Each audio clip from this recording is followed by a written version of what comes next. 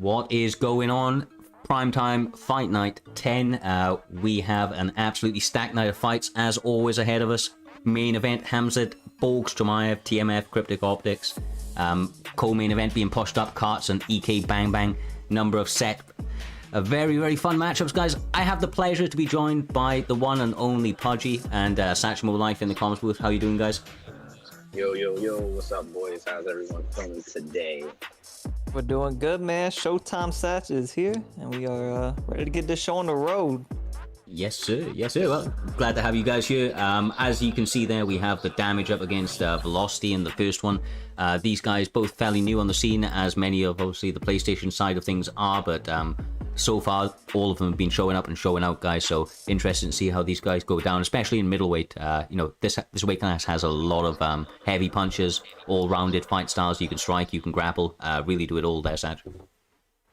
Oh, yeah. You know, I'm not too familiar with either of these fighters, but going off what you said, man, should be a good fight.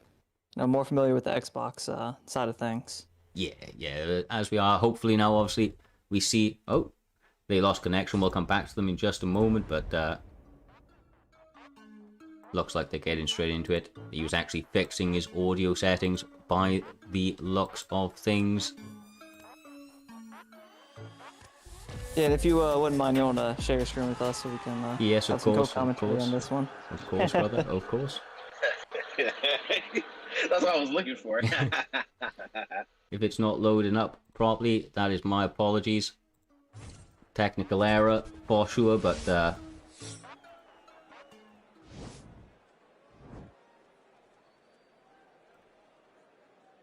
Man, I'm just looking forward to all these damn fights tonight, man. Jeez. Yeah, you know, of course, I see my man Caliber out there. Got to shout him out. About to be the second to last fight in the prelims. He's always in for a good fight. Very talented fighter, in my opinion. Who are you looking forward to, Cyrus? I believe you were talking about a certain matchup you wanted to see.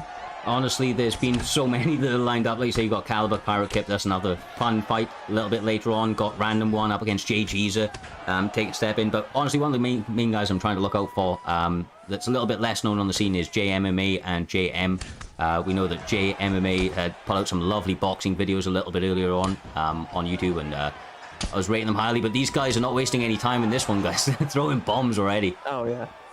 I want to be careful, though. The stamina might be running out by the first round, the way they're throwing. It's a good takedown defense there. I was going to say that after that early explosion, a little bit of reserved striking, but Velocity landing those hands. 1-2 head kick. Yeah, but let's see if he decides to pounce on him. I think he's waiting for him to get up. Must be comfortable with his striking. Maybe taking this moment to recover his head health was the damage. A little bit flustered with Marvin Vittori, but that was a good entry. Nice takedown defense once again for Velocity. Seems all over it up until that one right there, guys. Yeah, as I say, it's starting to look like the Marvin versus Israel fight. He just couldn't get the man down. Couldn't hold him down, at least. This is, yeah, this is very, very bad news for him. He does manage to get out of it. Not out of the woods yet, though. Man's eating elbows already. And there's players that are really good at the crucifix just have a huge advantage once they get there. It's almost impossible to escape against a good crucifix player. Oh, mate, did you see how close that knee was? I wish the tracking was a little bit better on that in the game, but it was very, very close. He now has his opponent gassed and hurt. The damage is already eating all he can take. Another takedown attempt, and secures this one, brother. Half guard. Definitely saving himself here. That could have been very... I mean, every time Marvin gets on the feet here with Robert Whitaker, it's been bad news for him. Yeah, he's been looking very, very fresh on the feet. Has old Velocity. Looks like he's got the grappling chops to go with it. Trying to get that crucifix. Now a little gassed. I think that's a pretty smart choice, trying to separate already now. But Jesus, right, Marvin is... down. Yeah, he's all over it, mate. He's not wasting any time at all. Yeah, he's definitely doing what his game plan is. His corner said get some takedowns. He said, I heard you twice. Yeah, I mean... Another takedown. He is after it this evening, not wasting any time. Obviously, those hands are very concerning, but Velocity again with the stand-up. The front kick and the overhand. The knee lands that time, brother. Oh, he's hurt. Yeah, but he's going to shoot for that takedown once again. Yes. You haven't seen that one about 40 times. This stamina is a little bit low on the damage. He's not getting off the success that I'm sure he would want.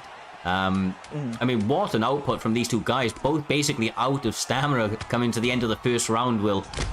Jesus! Oh, Marvin with a big overhand in the round. I was just about to say, Marvin was getting a bit more gas there because he was shooting so many takedowns and didn't land big shots, but right there, a big overhand might have just changed the momentum of that round. So, I mean, over the stretch of that opening 5 minutes, Robert Whitaker having absolutely massive flashes of success with the hands, the head kicks, all coming together for him over that stretch. Satchmo, you've got to feel that he's going to be very, very confident, if not a little frustrated, with all of the takedowns coming his way from Marvin. Oh, yeah, I mean, whenever he's able to stand up, other than that big overhand we just saw, you know, he's had a big success on the feet compared to Marvin. It's just, yeah, having his flow disrupted by those takedowns. The combinations and just the absolute shot selection from his opponent. Velocity raining down strikes. Trying to get the finish, but stands back up. I don't know. I think he could have finished him right there if he had a few more good shots, but yeah, he wants to stay on the feet. He definitely seems to have the stamina still at this point. And the knee! Oh, perfectly timed. You know, the game has some poor tracking with those needs for takedown defense, but he got a big one right there. Oh, mate, their shots are just, everything is landing perfectly. The power on display from Velocity, the shot selection, everything's coming together. Couple of missed shots there, which he's a little bit frustrated about, but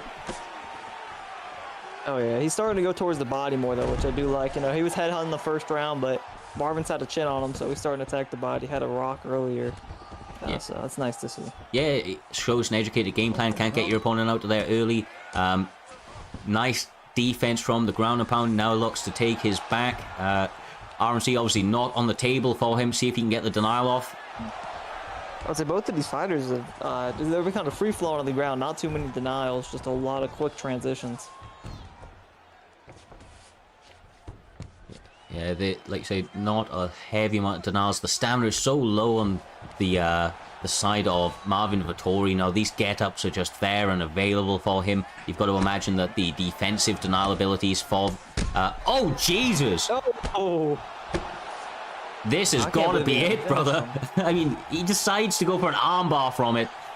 You've got to rate it. Looks like a little bit of frantic panic at the opening part. The submission is sinking in a little bit deeper and a little bit deeper. I believe Marvin has better sub B though. Bailed on it right there though, smartly. They didn't want to give it this mount position.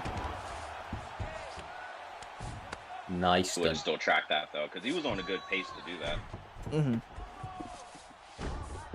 Yeah, it was looking close, but I do believe that Marvin Vettori has the sub defense advantage there, so it might have started favoring him later.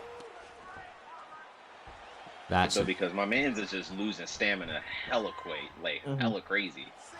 Really, really is, Pudge. I mean, just the overall work and the damage that's been put on him from his opponent who have lost. He's looking very, very clean, although, I mean, the stamina's not looking too fresh from him, but just so much better than his opponent right now due to the, I think probably due to the damage that he's been putting out.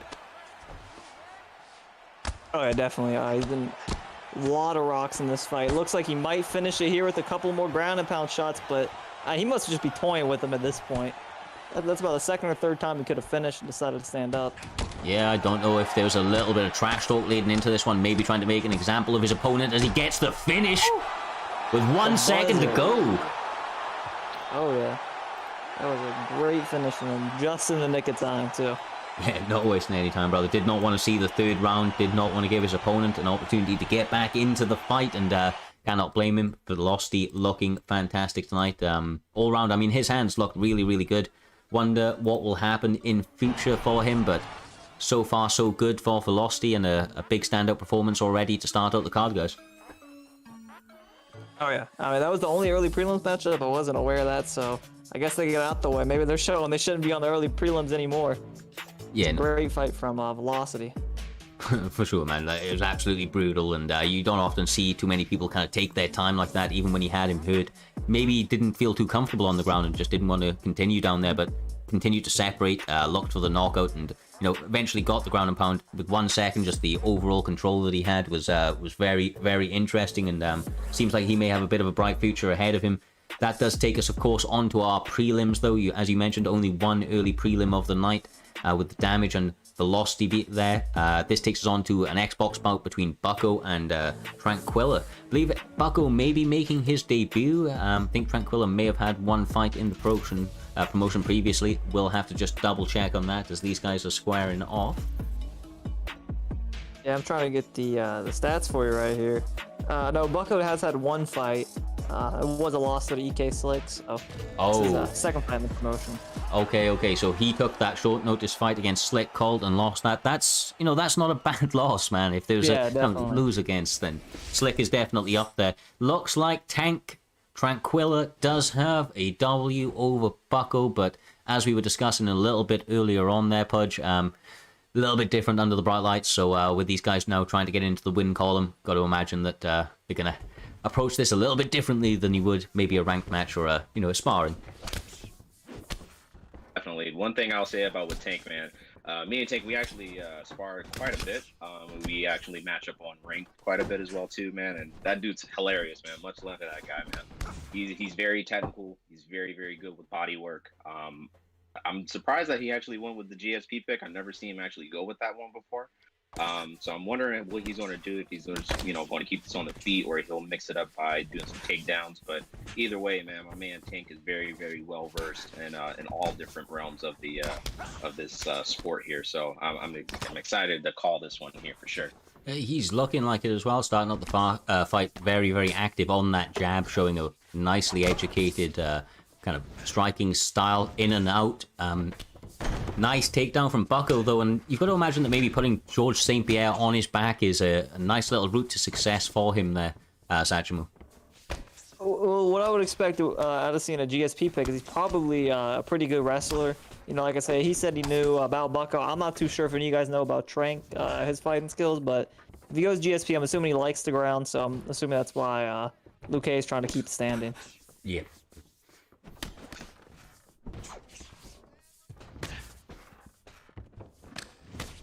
Trying to go heavy on the head kicks, both guys returning back and forth. Those are some big shots. Now trying to attack the legs a little bit. I like to see the body and the leg attacks, especially in these early rounds. They really do start to play dividends and you know, shows a kind of more well-rounded approach to the game. Sometimes you're not going to be able to get your opponent out of there early, so you know, attacking those extremities are a good choice. But so far, Trank's doing a good job of finding the straight anytime his opponent leans back. They're just fighting in a phone booth right now. These kids are not backing down.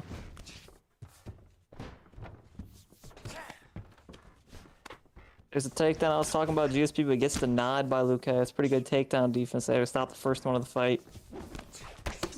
Yeah, like I said. For what you were saying, Sai, as well, too, is that, like, I think when you condition your opponent, when you're attacking all those different types of body parts, from, like, the legs to the body to the head, it really makes your opponent really think of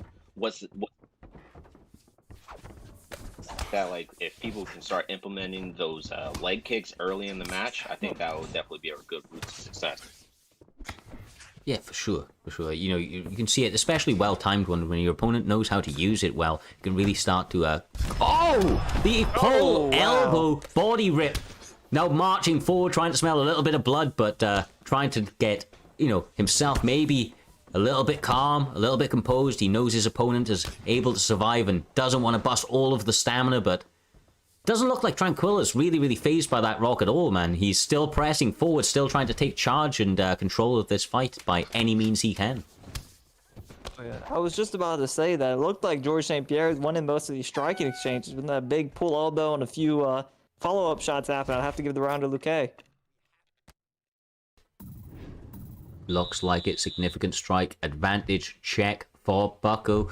Obviously success for him. You've got to imagine he's going to come out feeling nice and confident, but knows that he has to be careful. Tranquilla has shown many shades of being you know, a dangerous striker. Look at this pressure already there, Pudge.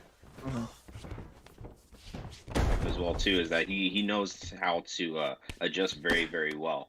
So anytime that he's ever rocked in those situations, he just knows what to do is out of danger. Now it's a good move. Feed a little bit, but I think a bit more. So I'm not sure if it's on my end there, but I had a little yeah, I was going to break up a little bit. Gonna say, brother, I'm not sure if it's just a little bit technical issues. Your mic is cutting in and out a little bit, so try to get that fixed for you in a moment. But yeah, right now, George St. Pierre being on top, even though it's not a position that you want to be with Vicente Luque, he does have good jiu-jitsu. Imagine he's going to try and utilize that and get some reversal opportunities in a moment, but it does look like Tranquilla is a little bit all over it. Satchmo, I know that you're a seasoned kind of all-round player yourself, on the feet, on the ground, so what would you like to see out of Bucko in this sort of position? Right now he's doing the right thing. He's getting those denials, and when he starts getting those denials, it makes it easier to transition, just like we saw there in the mount. So if he can hold this half guard for a little bit longer, get some damage done, and I think he'll have that's really the key to success for a grappler. Yeah. You know, sometimes a little bit of position over submission, for sure, like you say, adding up on the damage side of things can start to play dividends and really start to make your opponent's block really low, like it is for Bucko right now. His block is so low. That pull elbow almost there again for him, though. Tranquilla has to be careful of that. Yeah, I was just about to say, I have no clue where that man's block went. Maybe it's that jab that he's been throwing out there continuously, but I didn't notice that his block was so low until he stood back up. Oh! Big knee right there. Little bit of a blast for him. He's trying, but I mean, anytime they get a bit of separation, it just feels like Tranquilla is popping his jab just continuously in Bucko's face, and it seems to be giving him a lot of problems at this point. Yeah, it's definitely going to be interesting to see how these judges score, because I feel like Tranquil's been winning most of the striking exchanges. It's just when Bucko lands, he's landed hard and heavy, so it's a bit of a pace over pressure, you know what I'm saying? I agree with you, brother. I mean, to be honest with you, those pull elbows have been on point for Luke tonight. I mean, Bucko doing a great job of lining them up over and over again. So much damage can come out of those when timed correctly.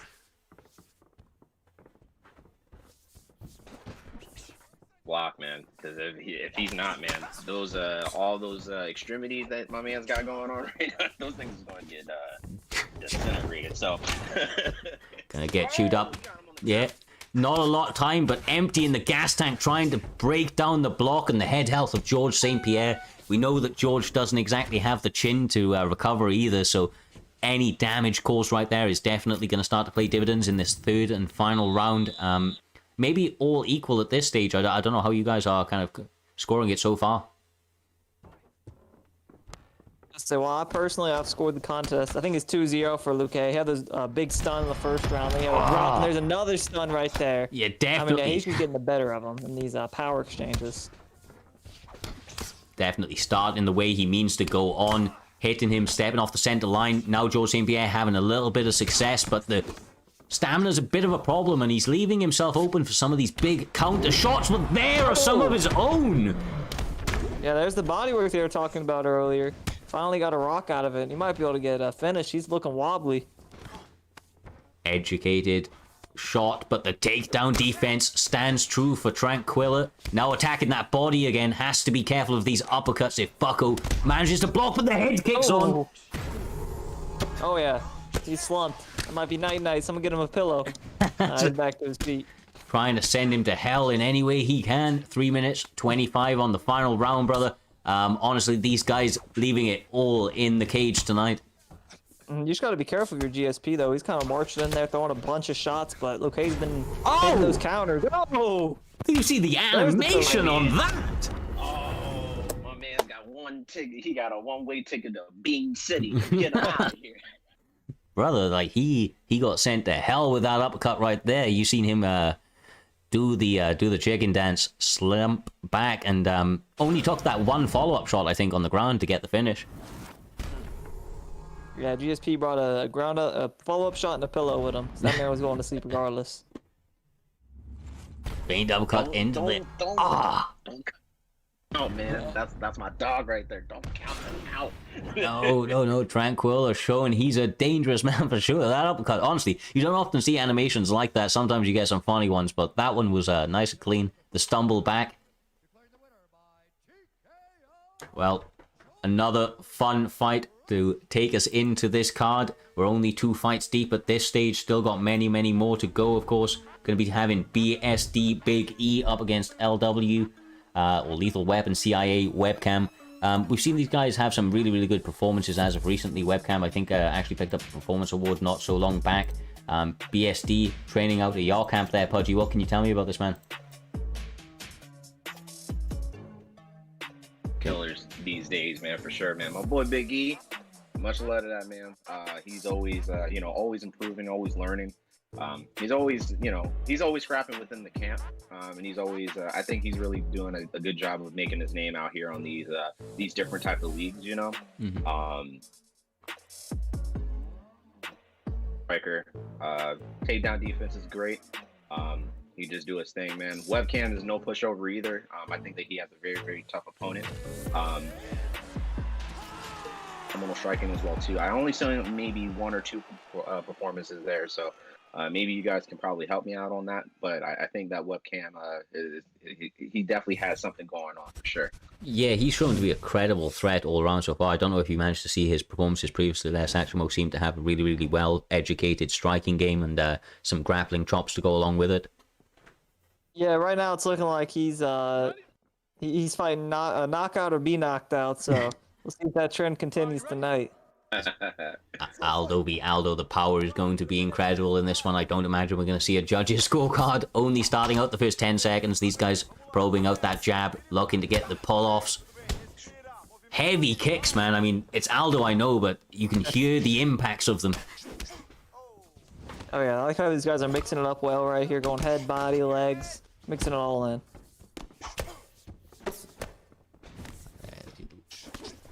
CIA webcam is looking very smooth already with the movement. Big E chopping to the body. Nice work. Yeah, it looks like Big E's controlling the pace a little bit more than webcam here. He's been able to back him up. Normally you control the pace, you can control the fight, but we'll see how this one plays out. One thing about Aldo is that sort of power. It may only take one to put your opponent down and, you know, kind of send them to the nether realm. Right now, both guys kind of mirroring each other very, very well. They're feinting, juking, pulling for range, looking to probe with that jab and get some pull off. The leg kick from Big E is really, really starting to look nice. You can see the impacts on the left leg already of webcam. Good takedown attempt right there, but lets him get right back to his feet. Honestly, I don't think any of these guys are going for too much of a heavy wrestling approach here. These are two strikers in a mirror match. I believe they'll both be deciding to stand with a big stun there at the uppercut. Yeah, going to the head kick as well. Looks like he's trying to make quick work of his opponent, but having a lot of respect as well, as you can imagine. You know, his opponent being the mirror with Aldo already showing some very, very nice strikes. He knows he's dangerous, doesn't want to walk onto anything. What a leg kick! Ooh.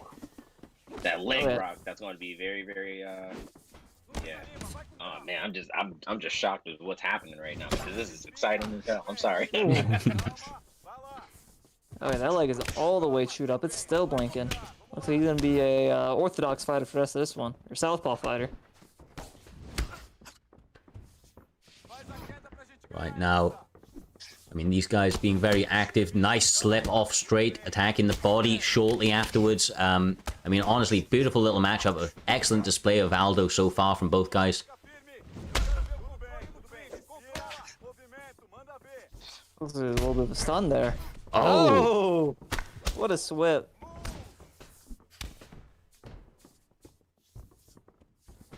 About with Big E, bro. Once he smells blood in the water, man, that's a wrap. So once he starts to kind of attack you, and he'll just keep attacking you, bro. Like, good leg. Oh my god, good leg kick. Yeah, that's nasty already, man. The leg is blinking. You know that that's going to be tender. Or at this point, I mean, he doesn't even need to do any more damage to keep it blinking. It's just, you know, that's sticking in your mind as well if you webcam. You know, if you stand back up, that left leg is so compromised. No kicks can be thrown. You can't leave that leg kick or that leg forward either there, Satchmo, because he's just going to continue to chew it at any opportunity he can get, brother. Yeah, the only problem with that is you're facing Aldo, who also has the steel checks. So Yeah. if webcam gets wise here and starts checking some of those kicks, could mean problem for Big E. That left kick and that gets checked, that's a wrap.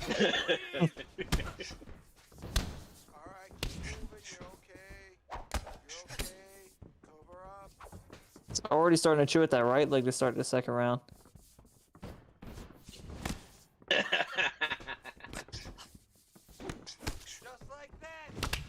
Oh! Ducks it! Combo. Yeah, he was rocked and still threw out that jab to the body after ducking the head kick. You love to see it, man. A little show of respect after that. Dangerous that though, dodge. man. It's a it definitely either go your way or you just slip and get missed, and then that's it. You see the educated, kind of like Muay Thai style of the Big E here. He lands the head kick, rocks his opponent, instantly chewing up that leg afterwards. I mean, it's just beautiful work. Like if CIA doesn't really start doing some adjustments and checking some of these kicks, man, he's not going to have a choice but to take him down. That was a good check right there, as you were calling for, Pudgy. I don't know how many more he's going to be able to take, even if he's checking them at this stage. So the leg health is so damaged, Satchmo. I mean, you've got to be worried about it at all times at this point. Yeah, well, I think one thing we're not paying attention to is look at Big E's stamina. You know, he's really drained himself out here, so looks like he might need a big finish in this round, or he's going to be completely gassed by the start of the third.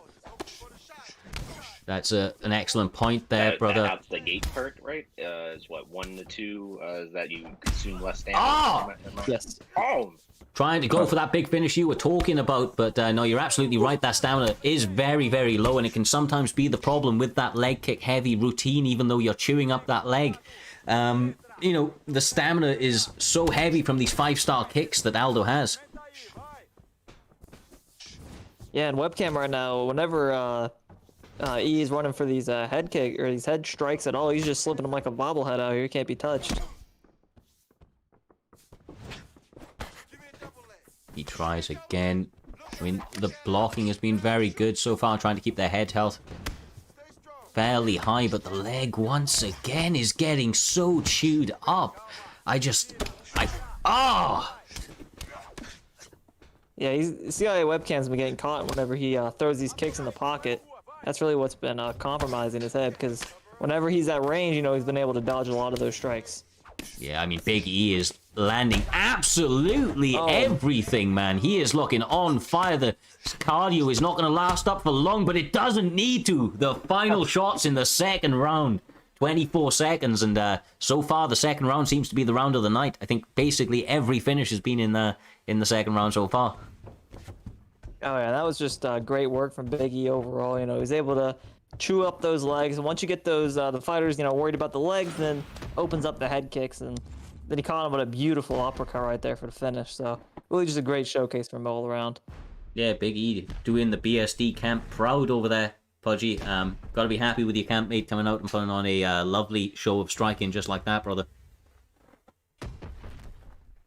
And I think that there's 3 BSD members on this card tonight. I want to let you guys know that that Cryptic Optics has actually joined BSD as well too. So I just want to kind of point that out there.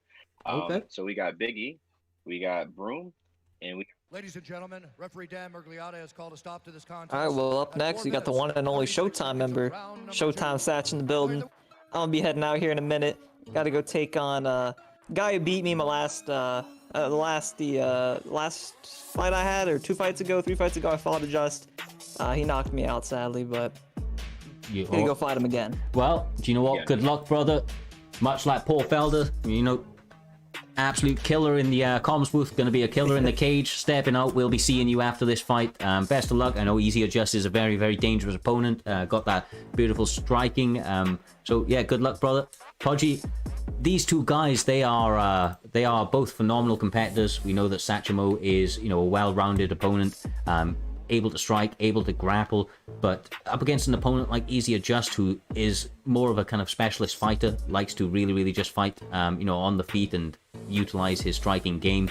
You've got to imagine that this is kind of well, it's an incredibly interesting matchup, brother. How do you see these two going down? Just he's definitely a fierce competitor. I think I faced off with him in ring a few times as well too. I think we kind of had some great back and forth exchanges. But one thing I'll say for Satch, man, very, very clean. We ever fought. Well, these guys are already loading in, rocked and ready to go. We've got Poirier for SatchmoElife. Obviously power in those hands up against the speed and precision of KM Adjust. Yeah, no, this is a very, very fun matchup. I think these styles, even, you know, the characters that they picked really, really does match their styles very much so as well. So I think we're going to see Adjust come out here and try to play the outside. Maybe Satchmo try to take a little bit more of the aggressor role here. Nice spin kick for one Anthony Pettis to start us out, trying to maintain that range and give him one back. Does Satchmo trying to take the center, not wasting any time, Pudgy, making sure that Adjust feels his presence in that cage.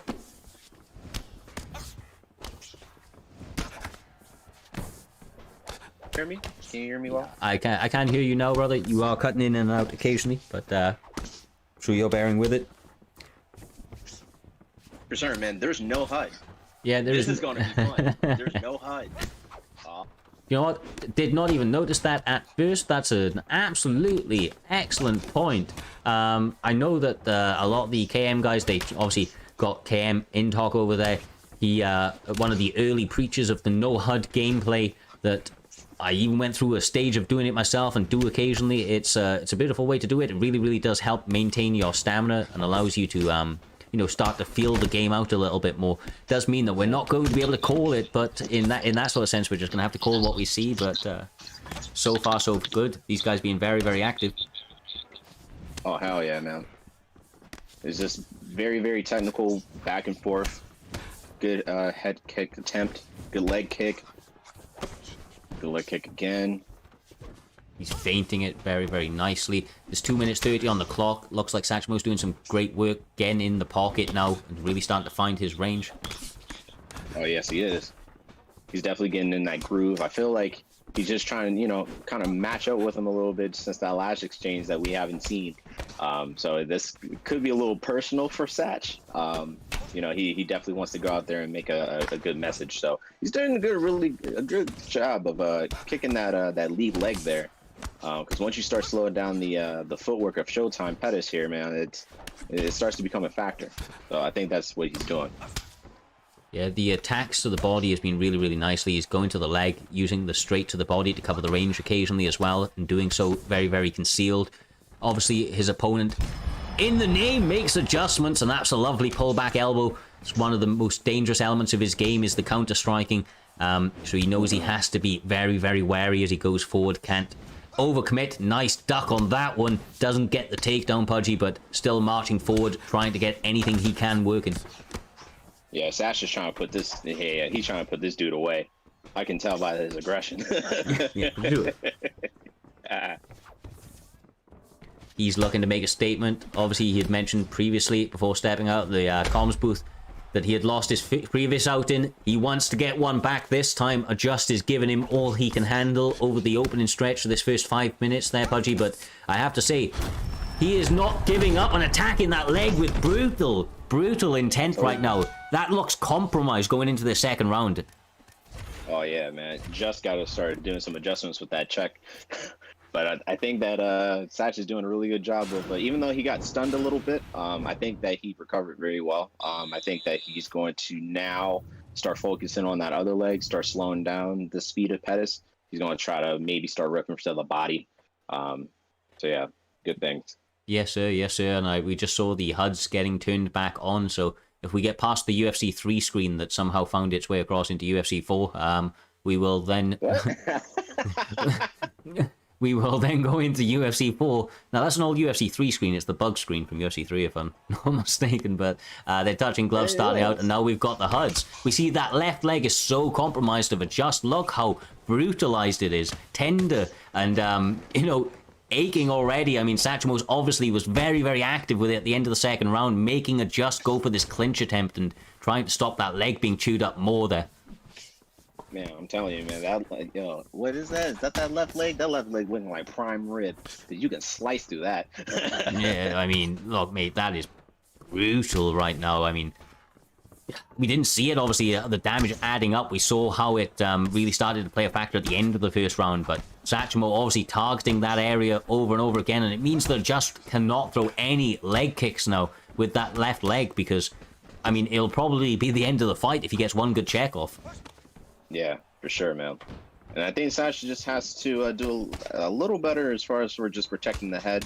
It is getting a little bit low, but like I said, man, when you start to condition your opponent, man, it really makes you think of what areas that you need to actually, like, what areas that you can kind of, you know, adjust to. So if you got a left leg that's on the basically on the fritz, and you got your body health and you have your head health that is down too, man, it's very critical, man. And it's even as a skilled fighter, man, it's hard to try to make those reads sometimes, man. But geez, man, this is electric. No, it really, really is. And we've already seen Satchmo now start to target that right leg and make it incredibly difficult for Pettis just to be in front of him at all. Another brutal leg kick, and again, now going to the head afterwards. I mean, this is just high, low, keeping his opponent's hands guessing. You can see it fluttering up and down. Adjust is trying to land something nice. He's got the counters for days, but so far so good for Satchmo, being calm, composed, and picking his shots beautifully this evening. Man, ooh, good elbow, good right. He's doing well, man. Oh! But that's why Adjust is dangerous. Just narrowly missing on that flying knee attempt while rocked. Satchmo now recovered. Cardio's looking good. Head health is back in his favor. That left leg, though, still looking very low, and the right leg is getting dangerously close to that. Yeah, we're only still in the second round, and those legs are not looking good at all for Adjust. I think that he's going to... I don't know if he can try to work on... Oh! This might be it with the head health flashing. 46 seconds on the clock. One more shot. Oh, that's it. Oh, he got his redemption. Satchmo out here putting on a display this evening. Those leg kicks were absolute savagery, Pudgy. And then after that, just to top it off, he goes out there and starts going up top towards the end of that second round. I mean, once again, second round finish. Beautiful work. Jeez, man, you see his leg, bro. Look at that back leg. It does the knee. Oh my God, that leg. It does something on its own. I mean, He slumped him. back in the commentary booth, Satchmo, what an impressive performance, my guy. I mean, props to your opponent for sticking in there for as long as he did, but that left leg was chewed up and really started to, pay the tail of the tape for the rest of that fight for you. Great work, brother. Oh yeah, you know. Good job. Good job on that. Yeah, I was trying my best to chew down both of those legs. Then I thought that's how I was gonna get the finish, but the flash. I mean, it was basically a flash KO. I hadn't got any stuns to that point. Just put him on his ass and then had to run in for that finish. Well, I mean, you guys are 1-on-1, and I'm sure that there is a trilogy match at some point down the line, but for now, brother, we are going to be moving on to the next fight. It's another Xbox bout. Going to be one of the OGs of the scene. It's going to be TMF StepWiseBird. If you do not know StepWiseBird, he is an OG of the scene, been around with us from the very, very inception of the league. An all-round kind of wily opponent, got some dangerous submissions, has some sneaky hands as well. Has to be careful, he hasn't maybe been as active in a little while, but trying to make a resurgence now, signing with the TMF boys, and obviously we know his opponent as well. Very, very gnarly himself, Broomstick. I believe that's one of your boys there, Pudgy. Mr. Broomstick himself. I see my man's in the comment. My man's was ready for this fight. He's excited to see what he can do. But I'm excited to see what Stepwise is going to do to him, man. He has the Cejudo pick. So I wonder how this is going to go as far as is this mainly going to be on the ground? But I think I might have saw maybe a couple fights here and there. But hey, man, killers, no doubt. For sure, bro. Oh, yeah. Let's get it. 100. I'll say I've sparred with Broomstick multiple times. He's a pretty decent striker. I'd even say pretty good. I'm not gonna say decent. He's a pretty good striker, but if Cejudo can get him on the ground, that's probably gonna be his best chance to win. Yeah, no, for sure. I mean, Stepwise has been out there trying to get his belts up in real life training jiu-jitsu, now trying to maybe utilize some of that in the game as well. We'll have to see if he goes down. He has some sneaky submissions, but hands, like I said. Whew, Stepwise trying to get going. Oh yeah. Man, these boys are throwing bombs today. Yeah, so I used to use Cejudo at the Flyweight and Batamweight picks. It's just I don't really know how I like his kicks. He's kind of a stiff boxer, but clearly he's showing off the boxing right now. He's got something I don't. He's well, I mean, like I said, I've known the guy for a long time. We haven't seen him fight on any competitive scene. I know he's been putting in some work. He was previously training with the Easy Boys, now with TMF, and I imagine he's been putting in the work. I don't imagine he'd be back on the scene looking to do it otherwise. Stepwise, one of the loveliest guys, much like Broomstick, but they are both dangerous opponents when you get into the cage with them. They do look to go very, very active, type of guys that will go out on their shield if they have to, always trying to take that head home with them.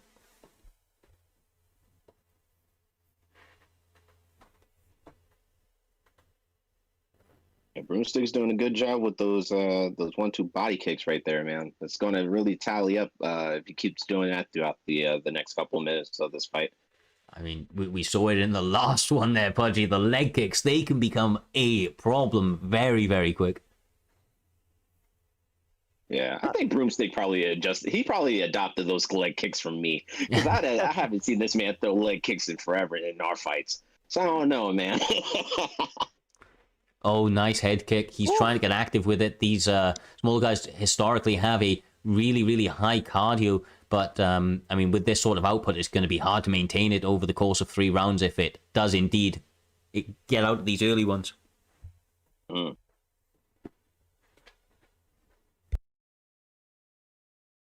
Yeah, Broomstick's just doing a good job of just keeping him at that distance, man.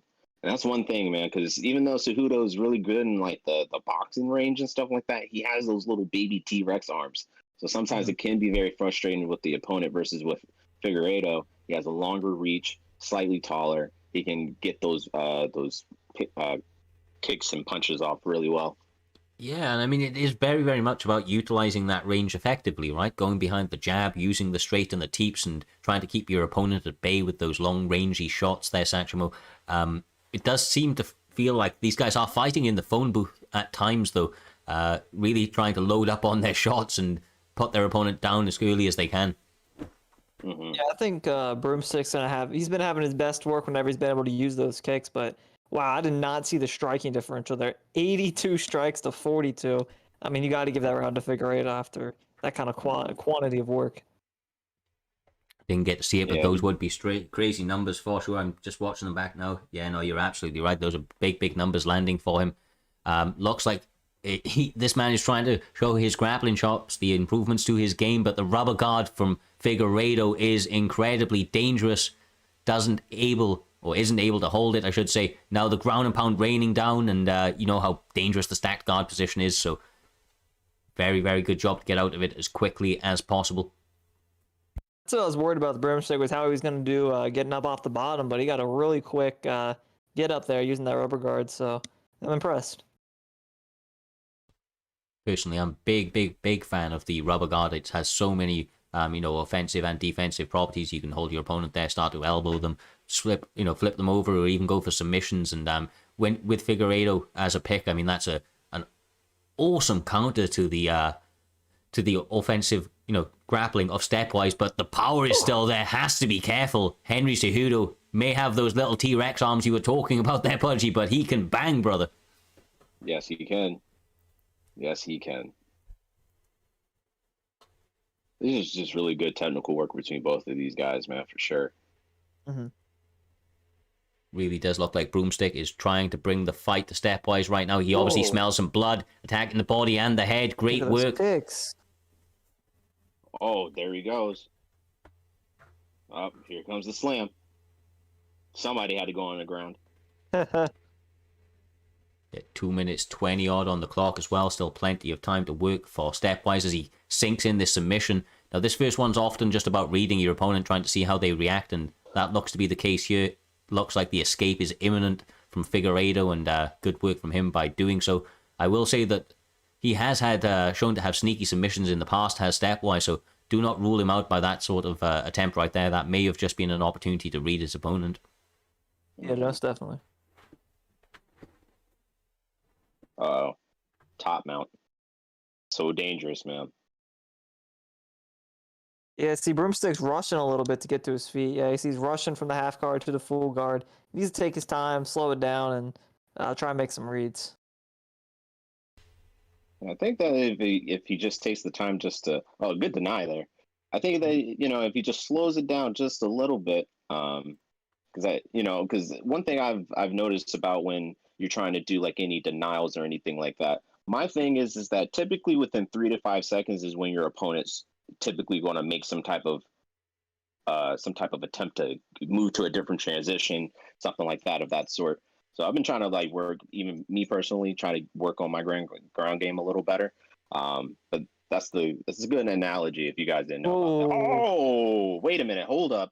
Yeah, he doesn't get it on this one, but the power of Henry Cejudo is so dangerous. It really just does keep you on the edge of your seat at all points. I mean, changed the course of that round very, very quickly. Another knockdown for him, 2 knockdowns across the course of that one. Definitely 1-on-1 apiece going into this third one, guys. With a little bit of momentum maybe stacking on Stepwise's favor after that big knockdown at the end of the second round. Mm-hmm. Oh yeah, and I was gonna say, man, I scored at 1-1 too. I'm not sure what Figueiredo's corner's talking about. He said he needs to finish. I think they need to get their scorecards checked. Yeah, for sure, bro, for sure. All right, got into the full guard. Ooh, good job with the back sitting. Wonder what's going to happen here. Top mount, okay. So Broomstick's really lucky that the rear naked choke's banned, because Figgy did get choked that in real life, so I wouldn't want that to be a weakness of him for this game. Oh, for sure. Now, that's a nice denial from Broomstick, building up the GA as well. He's going to slice over into top mount with relative ease. Not able to hold it, though. Back to the feet, and once again, these guys trying to throw some bombs over the last 3 minutes or so. Yeah, Figueiredo's stamina is getting a little low here. He needs to conserve it, especially throwing all those wild strikes out of range. Got his stamina completely depleted, and that was what was able to get that takedown there. Yeah, good reversal. Yeah, Broomstick read that very well. He's like, I'm not trying to trade with this dude on the ground at all. Mate, you guys are doing some great work with that. The duck from BSD Boys with the Jesus, the uppercut from StepWiseBird. Jesus. Walk off KO from Cejudo. Damn. Give that man some NyQuil. We said his power was something to be worried about, and he shows it right there. The uppercut lands with perfect precision, sends his opponent to hell. Stepwise is going to be happy with that. Figueiredo, not so much. Of course, he was having lots of success. No shame to Broomstick. That was a good showing for him, but sometimes you get caught, man, and tonight wasn't his night. Big night for Stepwise, picking up a big W over a dangerous opponent, man. I rate Broomstick. He's been around the scene for a long time now. Yeah. One thing for certain, man, Broomstick will be back, man. He'll look back at things and he'll say, damn, this is what I did wrong. But you know what? He didn't do anything wrong. Shit happens. Yeah, you just got caught. You know, you just got caught, brother. You just got caught. That shit happens, you know. It does take us, though, straight on to the next one, my man. We're going to be having Mike Tran up against Easy Nuke. Now, Mike Tran, I believe, suffered a loss in his last outing. The hype train is still real with this man, though. He's a very, very dangerous opponent all round. He has shown that he can get the finish on the ground in the striking, either which way that it will go. Same with Easy Nuke, coming from a well-established striking camp. These guys have got dangerous hands, guys, and quite honestly, it sets for a very, very interesting matchup. When you're the more well-versed fighter, you've got to imagine that you're going to look to try and take it down, right? Or do you look to maybe try to prove yourself against somebody that's, you know, an established striker like Easy Nuke? I think it definitely depends. You know, obviously, if you're in the right sense of mind, if you think you have a wrestling advantage, you're going to take it. But, you know, I mean, I can speak from personal experience. That last fight, you know, it just knocked me out. He dominated me on the feet, and I was like, man, I really want to showcase my striking. You know, I want to get him back. So it's really just the mentality of the fighter.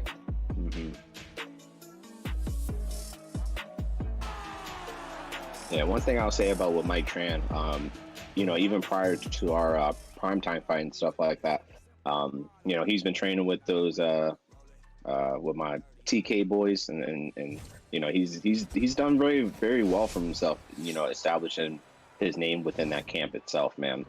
You know, nothing but killers, of course. I'm just very curious to see how this is going to go, man. He does have one dub over him, though. I just want to see how this plays out for him. Well, lightweight is an interesting weight class for sure. Has heavy hitters as displayed by Michael Chandler, and obviously the highlight himself, Justin Gaethje. Yeah, you don't see too many Michael Chandler picks, so I'm excited to see what Nuke can do with him, whether he likes to use his wrestling or he likes him for his power. Right now, I mean, he's been landing some good shots, but so is Mike Tran attacking that leg as well. What an uppercut! Woo! Yeah, you don't want to stand with your Mike Train, baby. No. The Mike Train going for the uppercut again. The tracking is just that little bit off on that punch, man. You see it too often. You hate to see it.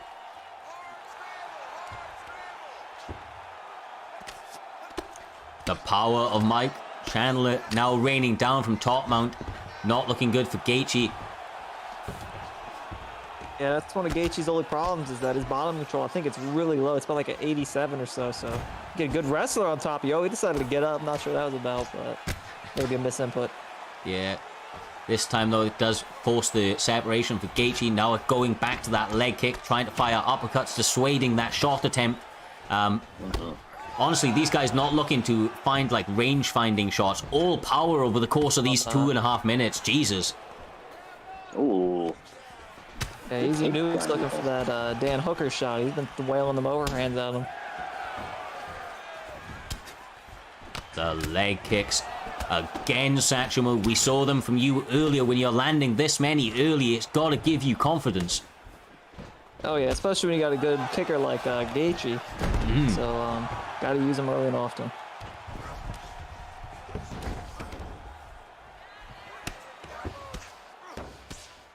This is much better for Chandler. He's got 2 minutes to work over the opening round. Now into Crucifix. Very dominant position if he can hold it. No, I'm starting to see too many players, and they get in the crucifix, they get a little happy and start trying to weigh in elbows. I think it's better if you just take your time, try and get a few denials before you start going ham. Yeah, So, it's really about position. You don't want to hold that position as long as you can. And on that point, Satchmo, that is one of those positions that the longer that you hold it, the higher the GA builds. So definitely try to hold that position before throwing strikes. Give your opponent an easy opportunity if you start raining down elbows a little bit excitedly.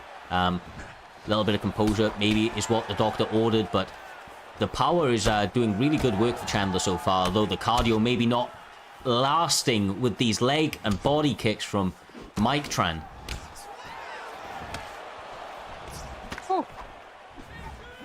Yeah, man, this is just a crazy exchange from both of these guys right now. I think that Nuke is doing. I think he's doing very well as far as like just kind of adjusting. But hey, he got to start checking some of those leg kicks, man. Yeah. I think that if he gets that, man, I think that he can try to get more of a better read. But Mike is just something else, man. That dude's just he's an animal. Yeah, I mean, he's coming out tonight and looking phenomenal. Those leg kicks into the head kicks, he's really just giving his opponent so many things to think about that I honestly feel like Easy Nuke is just a little flustered at this point. And needs to find an opportunity to set those big power shots up because those double overhands are not landing so far, Satchmo. Yeah, that's more of a UFC 3 move. We might have just hooked on UFC 3, thought he could do it in this game, but just wailing those overhands in the pocket. Good takedown. Easy pass over into half guard for him. Now he's got the ground and pound opportunity, not so much cardio to go with it though, so yeah, good thing he didn't stand up this time. I'd like to see him hold half guard for a little bit. yeah, we'll see if he decides to maintain these positions. Now, the full guard is not a great position to rain down ground and pound from. It gives your opponent so many opportunities to get that separation. Slicing over into one of those positions is definitely going to be more advantageous. Otherwise, the get-up is going to be imminent, as it is with Mike Tran right there. Great work, stayed calm and composed. Now back to those leg kicks, which are adding up already. Yeah, he just switched his stance. I'm pretty sure Michael Chandler has a low switch stance, and that's got to be... Oh, precision! Brother, all aboard the Mike train. He is out here putting people to sleep again by the looks of things. Pouring forward with absolutely ferocious shots, but... I mean, I'm surprised that Chandler's in it still. Look at that! Oh. Yeah, that leg is... Yeah, he's getting dropped off in now. That's 100% compromise. He needs to go switch his stance. Made this chop the pieces. Tough to watch. I mean, Chandler's got power, but these leg kicks over and over again. That's the bread to the butter, man. He found it. There's a little bit of Kamaru Usman here, kicking them while he's down. Oh, man. Somebody's going to get a TKO by that leg. Yeah, throw in the towel. Where is the ref? Who's in this man's corner? No one. It seems like no one. Mike Tran's feeling it now, hopping around the octagon. Yeah. Looks like Chandler's finally able to get composed here. That terrible run. I'm going to try to start going for that other leg now. He's got to be careful not to walk into something. We've seen it too many times. Somebody so far ahead gets flatlined when they zig instead of zag. And right now, Chandler's trying. He's trying what he can. That right leg is still there. He checks a kick this time. That's going to be good work for him. But honestly, so compromised that left leg. And the head health still not great either. All an upwards battle for Easy Nuke over the course of the last 6 or so minutes. And if Michael Chandler can dodge, like, I'm sorry, but, who's he fighting? Easy Nuke? Easy Nuke, can yeah. just get, if he can just get one of those pull counters, he might be able to put on a big damper on his head health, because Gaethje's coming in there with heavy, heavy shots. He really is. He really is. But the leg health is such problematic. You've seen him switching stances 3 or 4 times then. You see, forgot which leg was damaged and trying to weigh up the options. And I've been there, brother. Sometimes those legs being chewed up, you're so panicked by it. It's like the only thing you can think about. It really does start to, take away your offensive opportunities. So far, Mike Tran looking fantastic. Trying to get that train back on the tracks and doing a great job so far tonight. Yeah.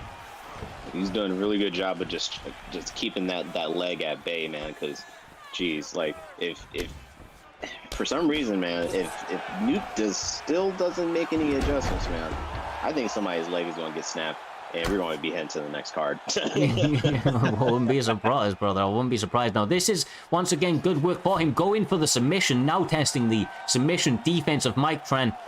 We've seen it from him before. It seems to have held up in past performances. Does on this one. Only 4 minutes left on the clock. Still lots of time to work, but has to get it going quickly. Gotta get some sort of finish here, whether that is in the way of a submission or some ground and pound work, but I don't think the stand-up is an option for him at this point with that leg. Gets the back take, flattens him out, and now the ground and pound or the submission is going to be imminent. He's raining him down. The power of Chandler is heavy. The head health now blinking away. Tran's got to get out of this position. Yeah. This is terrible. 3 minutes on the clock, my man. There's still plenty of time. This is much better work. Now the stamina's low. He made his reads. Can he track him better this time round? Might be able to. Well, see now. Oh, what the hell? So you get a little bit of panic here from the mic train. Oh, shit. Yeah, he just made this really dangerous on himself. Upwards battle for sure. Decided to put ice skates on. I was saying he's been in about 8 fights in this league. He hasn't been submitted yet. This might be the first time ever. Oh my God! This is so close. Oh wow! Oh, wow! Easy Nuke with the comeback of comebacks. Oh yeah, I mean that's just how you make adjustments right there. You know, obviously, the stand-up wasn't working for him. His leg was getting chewed off. His head health was bad. Took him right down. Finished the fight with the sub. And hands Mike Tran his first loss of the season. I mean, a moment of panic, giving his opponent the opportunity to get ahead in that submission opportunity. He takes it home with him, and what an impressive submission. I mean, to get that, I mean, I know it was a little bit of a mess up for Mike Tran. We've not seen him do that before. That was a 2017 performance going into that third round. I mean, absolutely phenomenal work, but you've got to, heart goes out to Mike Tran a little bit with the submission. He's got to be feeling a little bit sore about it, I'm sure. He'll come back better than ever, but easy Nuke. What a comeback victory. He's going to be feeling very, very happy with that comeback, although still has to go back to the drawing board after suffering a lot of adversity over the course of those 3 rounds, guys. I would say for Mike, man, he did a very good job as far as for just, keeping that leg, sliced up like prime rib. He did everything that he honestly probably could. But man, shout out to Mr. Nuke here for that choke, man. He got that one denial, man. That's kind of like what it really takes these days, man. Like if you get like 1 or 2 denials and you can go right into that submission, man, it's very, very hard, especially to get out from a wrestler standpoint too. It's very, very hard. Yeah. But good job to both boys these days. Yeah, no, that was an incredible fight. Like you say, Mike Tran, commiserations to that man. But sorry, it does take us straight on to the next one. We're going to be having an OG, again, previous champion back in the old IFL days on UFC 3. Trying to make a run this time around on UFC 4. ChaseMeFam stepping forward once again up against an incredibly dangerous opponent in the Moffatman. Featherweight is a fun weight class. Personally, one of my favored weight classes. Has a lot of very, very nice strikers. A couple of submission artists, a couple of minor grapplers, but mostly for fans of the hands in this one. Talking about hands, Michael Johnson. It's an interesting pick. He's got speed and he's got power, brother. You best believe he can sit you down, although Conor McGregor has that in abundance as well. We see there's a 3-1 advantage to ChaseMeFam, although once again, I mean, different under the bright lights. This could have been under any sort of setting. This one has stakes at play, so these guys are going to be feeling the pressure as they started off, and we're going to have to see who rises to the occasion as they touch them up for round 1 in this three-round prelim. Yeah, most definitely. I mean, we know Conor, he's going to have the advantage here when it comes to kicking or accuracy, but Michael Johnson, I mean, they both do have really heavy hands, so don't count them out, but might have the wrestling advantage as well. Now this is actually not too surprising for me with ChaseMeFam. He's a type of guy that's able to bring a really, really dogged fight to you, able to mix it up with his hands and his feet, and that may actually play a massive part to success in this fight if he's able to do it. Take away that punch, take away the pop in the, Conor McGregor's punches. His first and second round, definitely his most dangerous. Yeah, death touch only lasts for about 5 minutes. But he definitely has the death touch, if anybody does. I think, isn't his power 99 or some shit? I think it's like around 97. Okay. Oh, so his accuracy, I think it's a 99. Yeah, his accuracy is definitely a 99. But Conor McGregor is definitely the noob's favorite player. The noob's favorite player. Yeah, I respect that.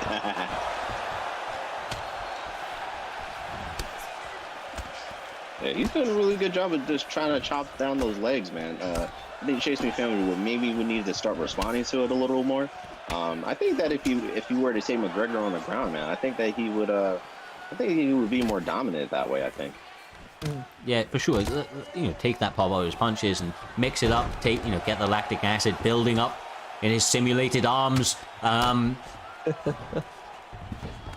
mean, just even making him work, he's not doing actually a lot of damage. He's just taking these little kind of bunny shots to the body. They do add up. If he's able to get a denial off, which he does in that one, now potentially taking the back. This is where the power kind of shots are available. If he's able to get his stamina back up and posture.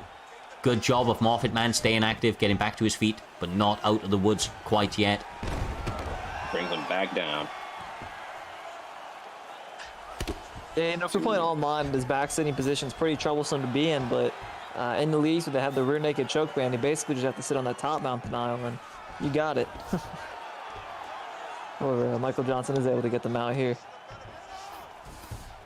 It's good to know the rules, mate. Allows you to game plan around it, like you say. That's a good denial from ChaseMeFam, though, and with only 55 seconds on the clock, he's going to look to open up and start to rain down some ground and pound to close out this first round. So far, so good for ChaseMeFam. Got to be frustrating for Conor McGregor, although every round does start standing, guys. So probably looking to come out this next round very, very quickly. Yeah, and I wouldn't count out Michael Johnson's hands. Even though Conor McGregor is obviously the better striker here, Michael Johnson also has that death touch. He does, and I mean, on the point of it, like you say, the first 5 minutes of Conor McGregor definitely the worst, and just able to mitigate that by ChaseMeFam using this offensive grappling was a very, very well-educated game plan coming into that first round. There's a lot more significant strikes from Moffatman, though, which is interesting, even still. Yeah, I think that came off the leg kicks, but Okay. I still think Michael Johnson took the round there. He had some good work on the mount and was able to control him for most of the fight. Starting him out, touch of gloves.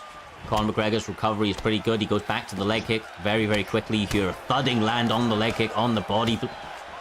Trying to tap him away, now keep the range. Conor McGregor definitely looking the fresher in terms of the striking side of things. I imagine that maybe another shot is coming soon, but what an overhand from Michael Johnson. Right into the takedown.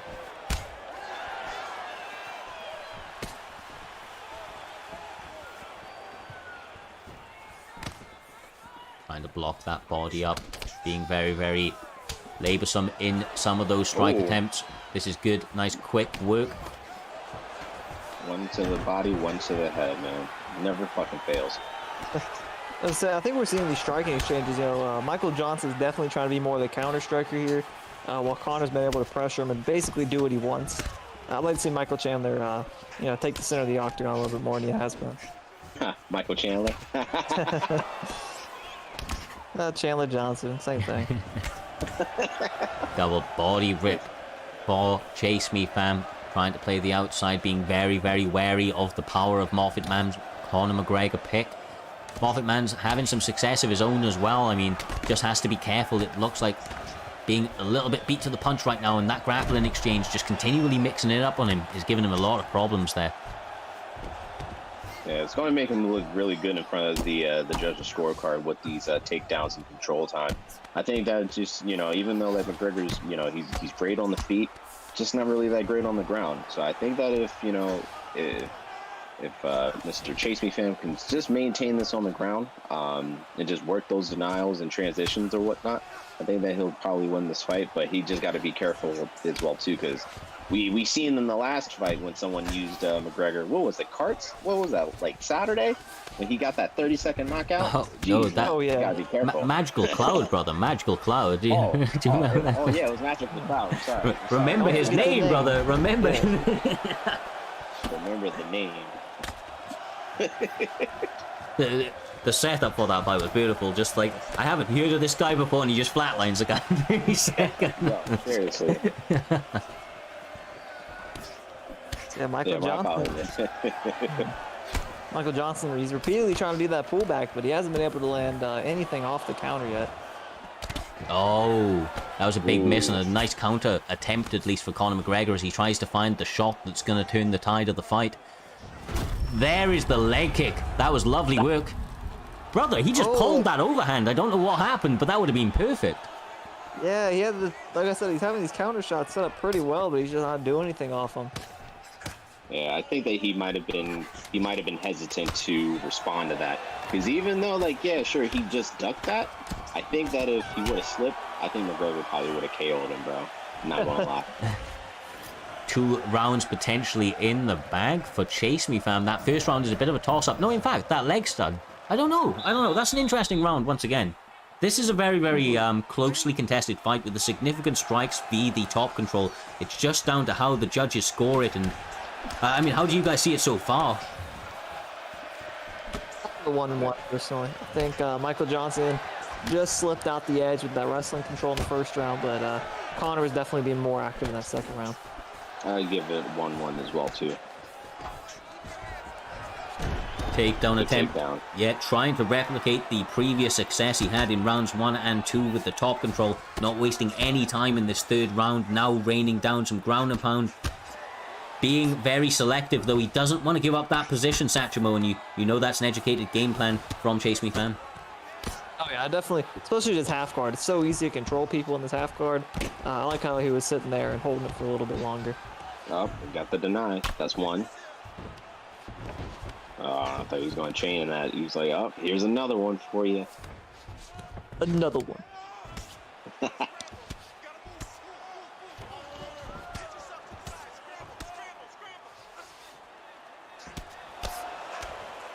got him postured up here. Brings him back down. Denied. Good get up. His feet. Yes, Conor wants to be 3 minutes left. He's got to make something happen if he wants to at least win this round. Yeah, with it potentially being 1-1 going into this third round, a little bit of success from the grappling now of ChaseMeFam. Moffatman needs to get something going in order to turn this one round, but with the power of Conor McGregor, if anybody's gonna be able to do it, that's the pick right there. Oh yeah, most definitely. He's doing a really good job of just kind of keeping Johnson at bay with those 1-2s. Is that? It's all in the hips, baby. It's all in the hips. He sprawled.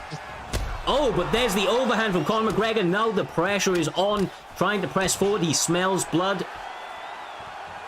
Oh, he's waning these shots right here. He's begging for a finish. Go big or go home. Gotta be careful though, Michael Johnson. He's got that power too. There you go. As you say it, brother. Oh no! Back and forth rocks. These guys not wasting any time. The educated shot from ChaseMeFam, trying to slow it down for the last 52 seconds. He obviously feels like he is going to be up ahead on the judges' scorecards if he's able to rein this out, but honestly, I actually see him trying to push for the finish there, Satchmo. Yeah, I agree. I thought he should have kept it on the feet there, because I think Conor McGregor got the better of him this third round so far, so laying on top of him isn't going to give him the round. Has 15 seconds to get some ground and pound going. Doesn't look like there's much on the scorecards for it. We'll have to see how the judges see this one with not a lot of time. Too late, too little at the end of that third, I think, but an interesting fight to score for sure, guys. Sure, yeah. Go. Oh, I was stretching. Sorry about that. 3 rounds in the featherweight division. See some takedown attempts and successes from him. Yeah, so even though I saw it Connor's way, this fight could go really any way right here. So we'll see whose hand there is. Yeah. Sometimes though, I mean, when you kind of look at like this ending, you know, this ending scene, when you kind of look at both opponents, you can kind of tell who won. But I got to give it to Mike though, man. I got to give it to him, bro, because he did a really good job as far as like just with those takedowns. Conor McGregor takes it in the eyes of the judges. Moffatman picking up a big W over a dangerous and game opponent in ChaseMeFam this evening. Very, very fun fight going the full 3 scheduled rounds. Yeah, no, once again, all of these fights delivering this evening there, guys. Interested to get into the next one. I don't believe it's actually fully on the graphic, or so I have been told, but we have a one Mr. Havoc up against Yeeticus. We know Yeeticus has very dangerous grappling there. All around been working on his hands as well. Part of the TCA boys. Havoc also showing that he has all around dangerous kind of skills, whether it be on the feet, whether it be on the ground. Not too sure how this one's going to match up, guys, but in the welterweight division with a lot of varied picking abilities, you know, grapplers and strikers. I was saying about Freya. Oh, go ahead. I just think Havoc, you know, he really needs to get a win on the board here. So this is a really important matchup for him. He's been in about 3 fights yet. You have to get his first win. So we'll see if he fights with a little bit more, you know, aggression. Yeah, I feel like with Yeeticus, I think that he has some really good striking, like from what you've mentioned, and I've seen him as far as like in the promotion here and there. He's done really well in the past. I just wonder how he'll stack up against you know, Havoc. I think Havoc last week, I think he competed on Saturday, if I'm not mistaken. Things get hazy for me a little bit, but I think that he you know, I think that he has a really tough opponent in front of him. So I'm just wondering if this is going to be on the ground or is this going to stay on the feet. There's no easy fights in primetime MMA for sure. We see these guys starting very quickly, and Yeeticus using some hands. Looks like he's maybe trying to implement that a little bit this evening.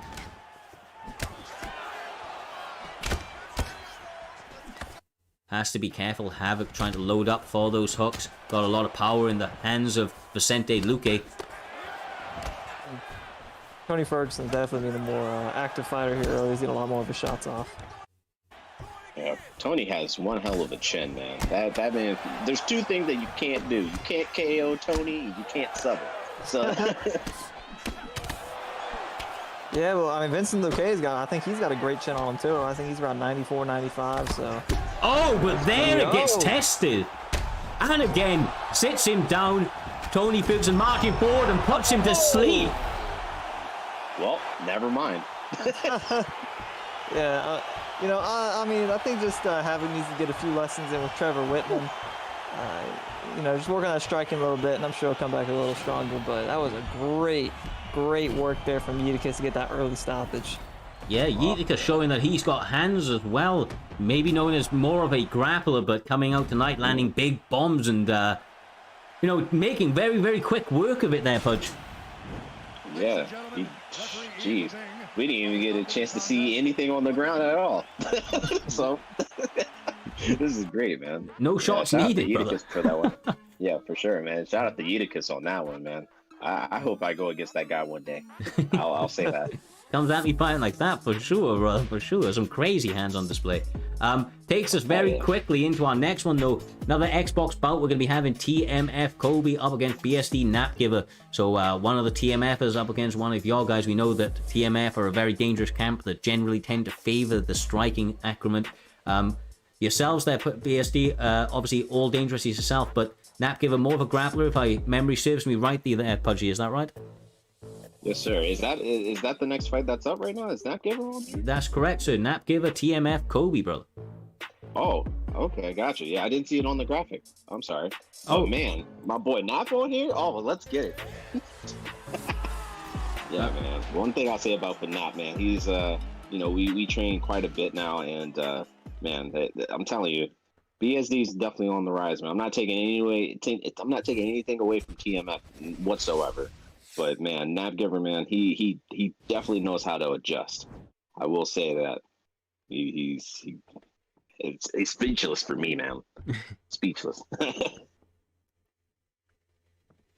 Well, no, you are right as well there, brother. It doesn't actually appear to be on the graphics. That's a little weird. Okay, well, error there, but we are into it. Still going to be a fun fight nevertheless. Bantamweight starting out quickly. Aljo with the leg kick.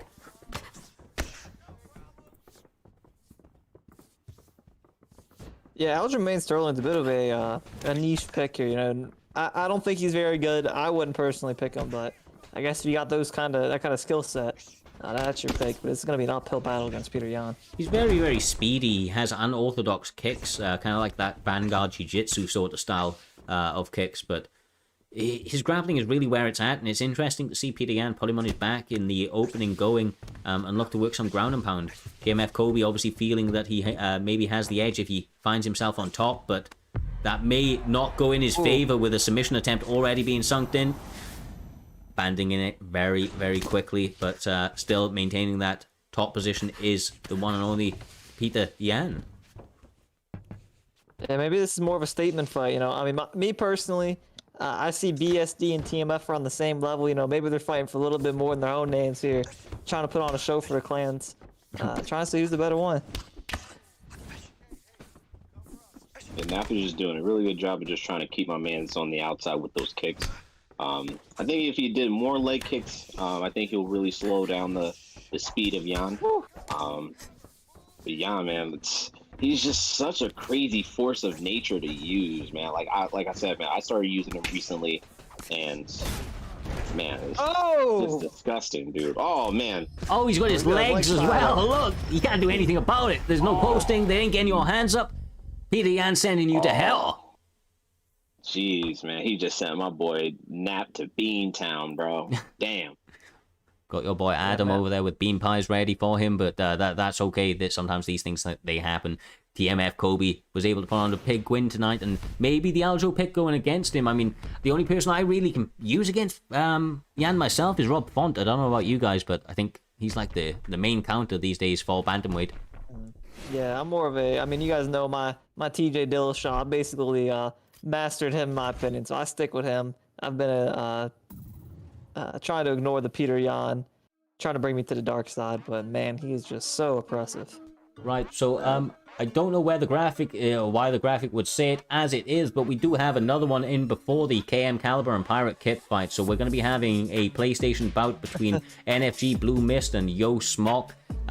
Apologies on why they aren't on the graphic. I will be finding out after the event, but for now we're going to roll on straight with it and get into another fun-ass fight. PlayStation always living up to the hype. This one in the featherweight division. Looks like we got Volkanovski up against the one and only blessed Max Holloway. Without further ado, guys, let's get straight into it. Yeah. You know, just going off name value here, I got to be rooting for the man Volk. You know, I'm not a big fan of Max Holloway players. You know, I have a little... I thought you were going to say Max Holloway generally. I was just about to say, well, what the fuck is wrong with you, bro? But no, the player's fair. It's just... No, as a person, he's cool, but in the game, I've had about enough of him. No, I can accept that. I can accept that. You say in real life, though, and bro, we can't even talk anymore. No. I mean, well, what the fuck? There could be something wrong with you. Don't like Max Holloway. Best is blessed. Yeah, for sure, brother. For sure.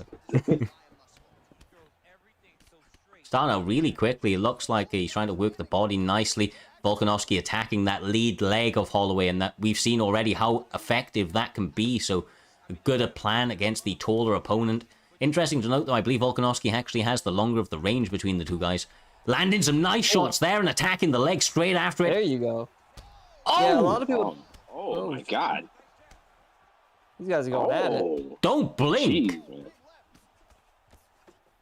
man, he's got to slow down for a minute. I was going to say, you know, a lot of people don't like to attack the legs on Max Holloway because he has that 99 switch stance, but they can definitely pay dividends when using someone like Volk, who's got that 4-star leg kick.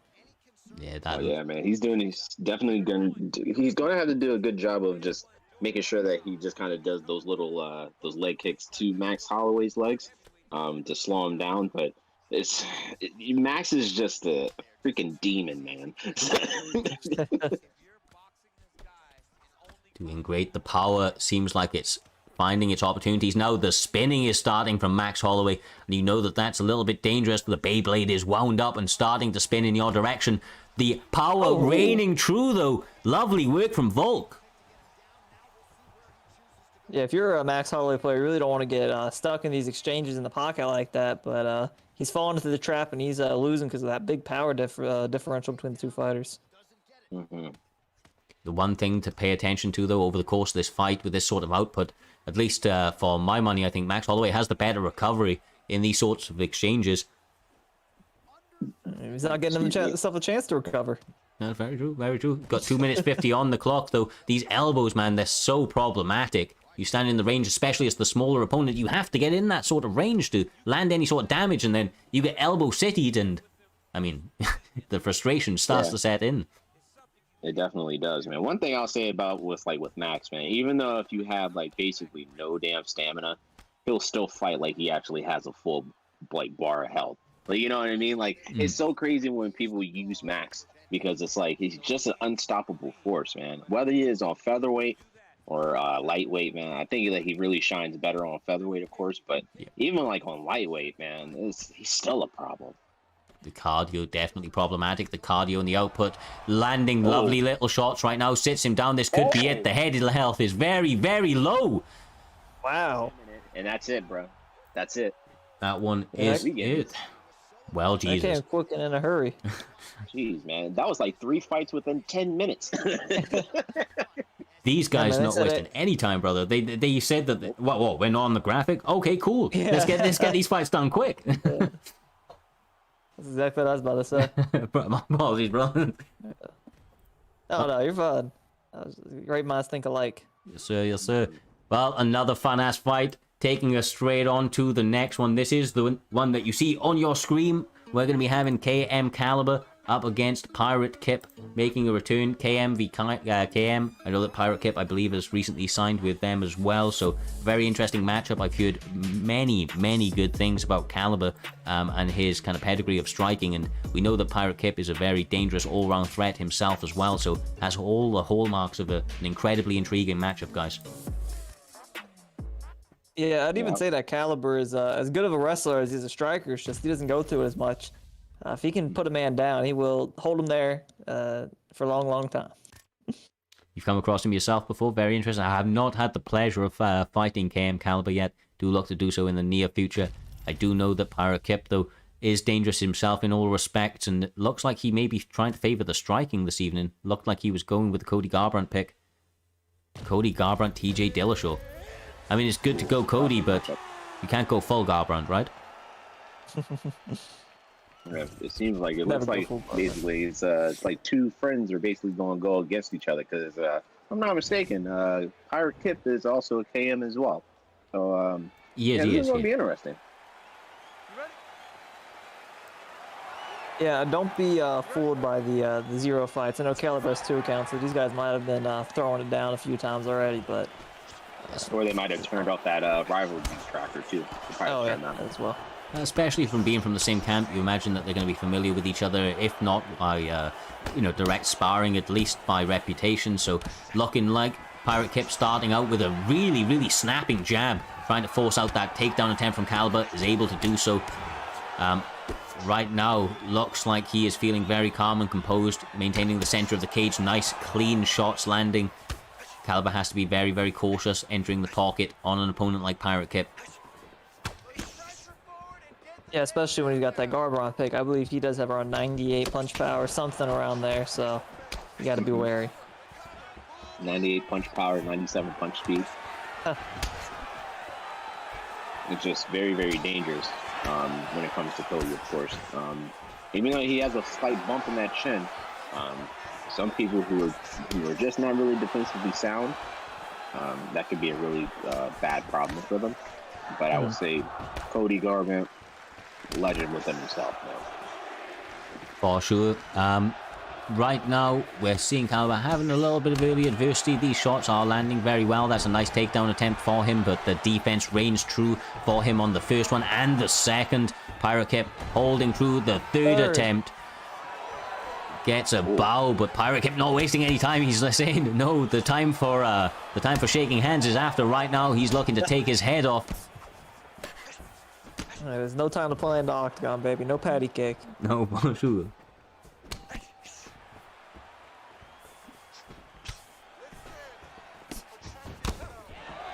I think Caliber's just been struggling to find his range so far. You know, Kip's thrown out that jab and used it very well. I'd like to see Caliber put on some pressure here. You know, try and back Kip up. He's got that no chin, so one good punch should be forcing that back up.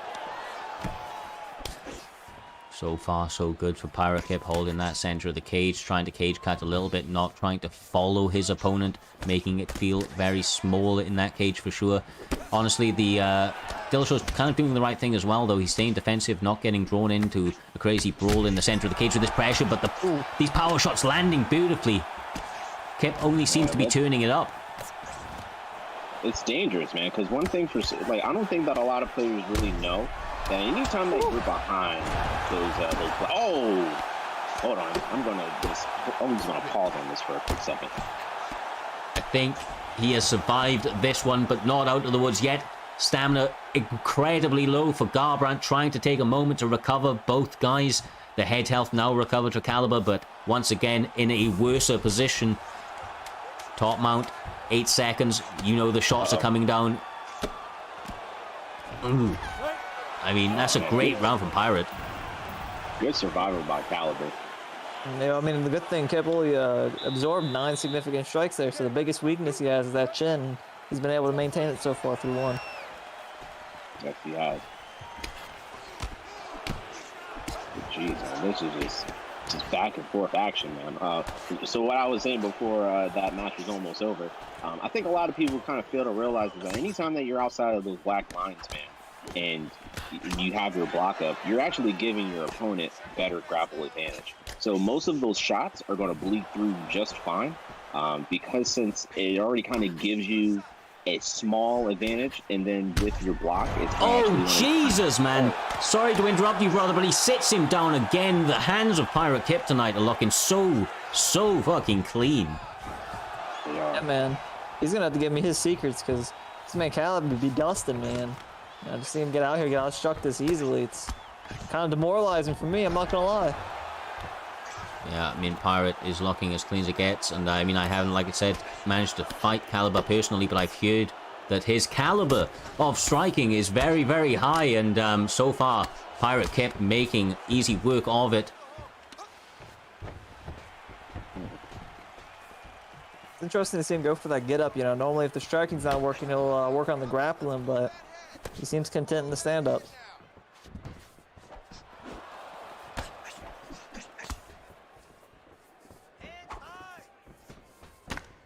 See the head movement, trying to catch him. That's a nice head kick once again, and the front kick sends him to hell.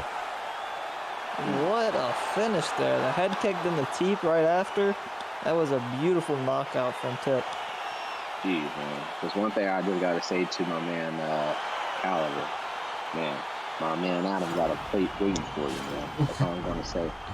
Got a plate of beans.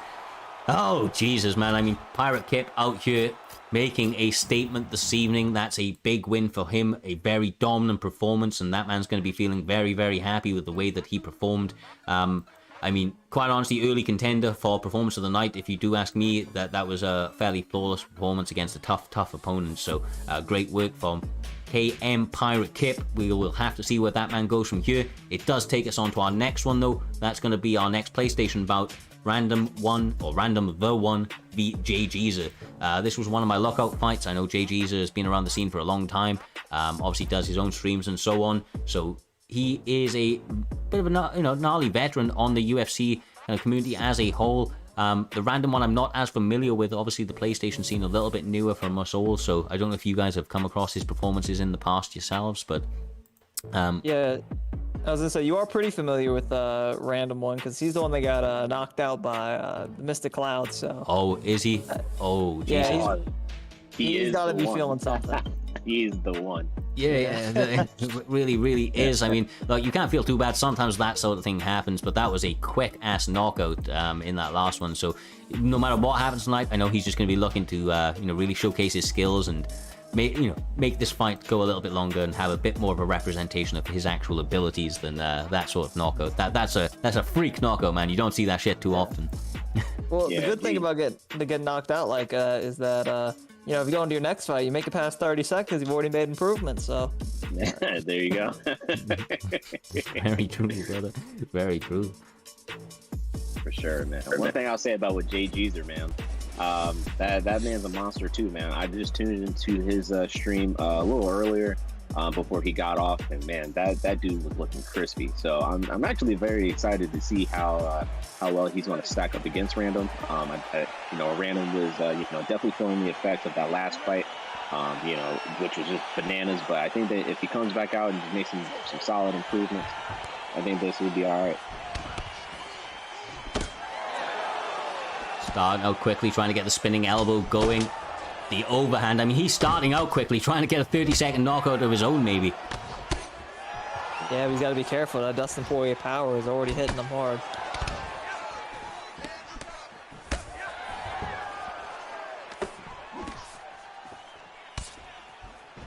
Oh, the knee. Oh. The knee to the face. Yeah, that's the unorthodox striking of Tony Ferguson. He has power of his own. The spin elbows there, the takedown attempt. Is he going to get this one? Doesn't look like it, no. Good takedown defense from Mr. J here. I'll say that's the only problem with Tony Ferguson is that, I really love his play style, love everything about him, but he's got about an 85 takedown rating, so when you want to get the fight to the ground, it's a little bit difficult. Tries the flying knee, not happening. Looks like Poirier is going to continue to touch him up with those uppercuts, the straight shots, the hooks, all going nicely for him at the moment. Got to be careful. Already a better performance, though. The random one putting on a much better display already. Yeah, he's definitely got to be aware. I think he's baiting that uppercut out of Poirier. You see him just go one to the body and then pop his head right back up. I think he's trying to bait that uppercut and maybe get a counter out of that. So I'm going to watch out for that. Excellent observation. He really does seem to like these spins already as well, does the one. Maybe his opponent going to time a pullback counter. You know that the power of Poirier really does hit like a Mack truck. It's like a big rig, if you ask me. Oh! Do not sleep on the power of Tony Ferguson, though. That man has heaters in his hands as well. Trying to land it, the spin at elbow, being unorthodox. Too much fancy stuff as the nice, simple shots of the one and only Diamond rains through. Definitely put on a good performance here. Just using that jab and that hook, basic boxing, what you got to do with Poirier, and he's doing it well. Nice front kick. Woo. Back and forth exchange for the first 3 minutes of this match. Yeah, looks like Poirier is beating him every time. He's doing a lot of spins on the inside of this, on the inside of the range here. Hermes MMA. Oh! Oh! Oh! It's a flash KO of his own. Slept him. Jeez. Oh, I think I know what happened, bro. I think he tried to duck and then it tracked, and then that's what happened, bro. But Jesus, man. Yo, Random definitely gave himself a redemption on that one, man, for sure, man. Whew. Just as we talk about the spin kicks being a little bit, or as I talk about the spin kicks being maybe a little bit predictable, the front kick comes up the middle, sends the Diamond to hell. Random, the one, picking up his first W, and I'm sure he's going to be feeling very, very happy about that one. Get that bitter taste of the last performance out of his mouth, and sure, onwards and upwards to bigger thing for that man right there. Ladies and gentlemen, referee Dan Bergliato. Yeah, but his opponent is Hermes. Is that how you pronounce that name? Yeah. I'm not too sure, but he did look very good in that fight. So that's not something to hang your hat on. You get flash KO. That happens sometimes, but I'm sure we'll see him back. He looked really good. Yeah, for sure, man. Now, obviously, we are into our main card. Up next, I do believe we are going to be having PigeonScout up against TMF Ginger. TMF Ginger is a guy that's actually been calling me out a bunch recently. He wants those hands, apparently. He has to get through PigeonScout this evening. PigeonScout, a very dangerous pressure striker, has some good grappling to go with it. Ginger, a bit more of a striker all round. I believe that you guys are a little bit familiar with these two, or at least I know that you've trained with Pudgy before, or Ginger before that, Pudgy. Oh yeah, man, Ginger, he's a killer, man. That's all I want to say. PigeonScout, even though they're within the same camp, if I'm not mistaken, Ginger is just a savage, man. So if this is lightweight, he might go with a McGregor pick. He's very, very fast with that. I don't know who Ginger might pick, but whoever it will be, Ginger has hands for days, so I wouldn't sleep on that. PigeonScout is He's a very talented striker. I think that he has really good work as well too. But Ginger, man, that's my little guy, man. He's cool. He just knows what to do, man. Oh, so we're gonna see what happens. Oh, he's going with the Oliveira pick. Oh, okay.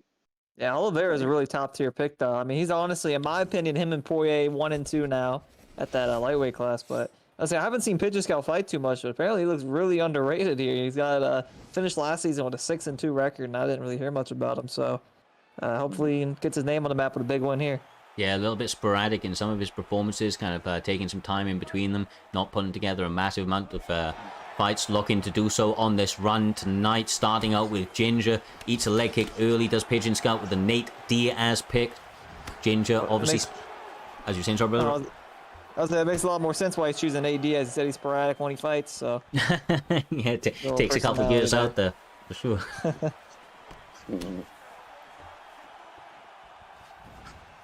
Those are some big misses from Ginger. He has to be careful. PigeonScout is the type of guy that's going to explode with a combination given the opportunity. Looks like he's staying calm and composed so far, looking to make some reads and try to make his opponent overreach on those shots. This is a bit unorthodox here. You've seen AD as a 3-round fight. Kind of, you know, have to play your cards a little bit differently whenever you're using a stamina fighter in a short fight. Kind of got to get everything out that you can in these first few rounds. Yeah, this is the type of thing, right, where you, as you just mentioned, you can't just allow your opponent to start throwing in those early rounds and start to pick it up in the 4th and 5th, because they're not there, man. So you've just got to start to get those shots out early, start to pepper them out, and especially with the Nate Diaz pick, he's not a bad one to do it with. The chin really does hold up for that man right there. Nathan Diaz has a chin for days for sure. Yeah. One thing I'll say about using Nate Diaz, man, even though that he doesn't have so much of the power, his speed and that 1-2 cross is just so fucking lovely, man. It's just sweet beans. You know what I'm saying? Like, it's just sweet. And he has really great jiu-jitsu skills, man. Like, I typically, anybody who uses Nate, man, it's always a fun thing to do, man.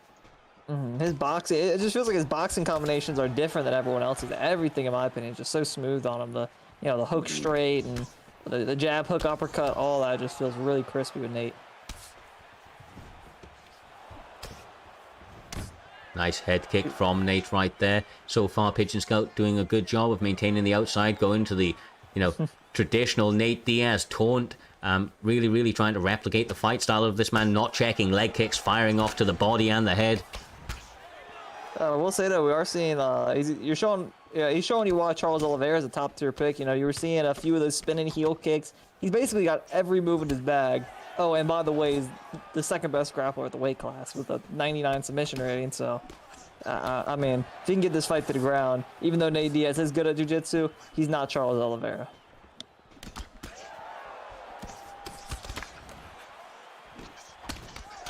Oh, the combination is starting to get going from Pigeon. The man knows when to let his hands loose, and it looks like he's starting to feel like that moment might be now.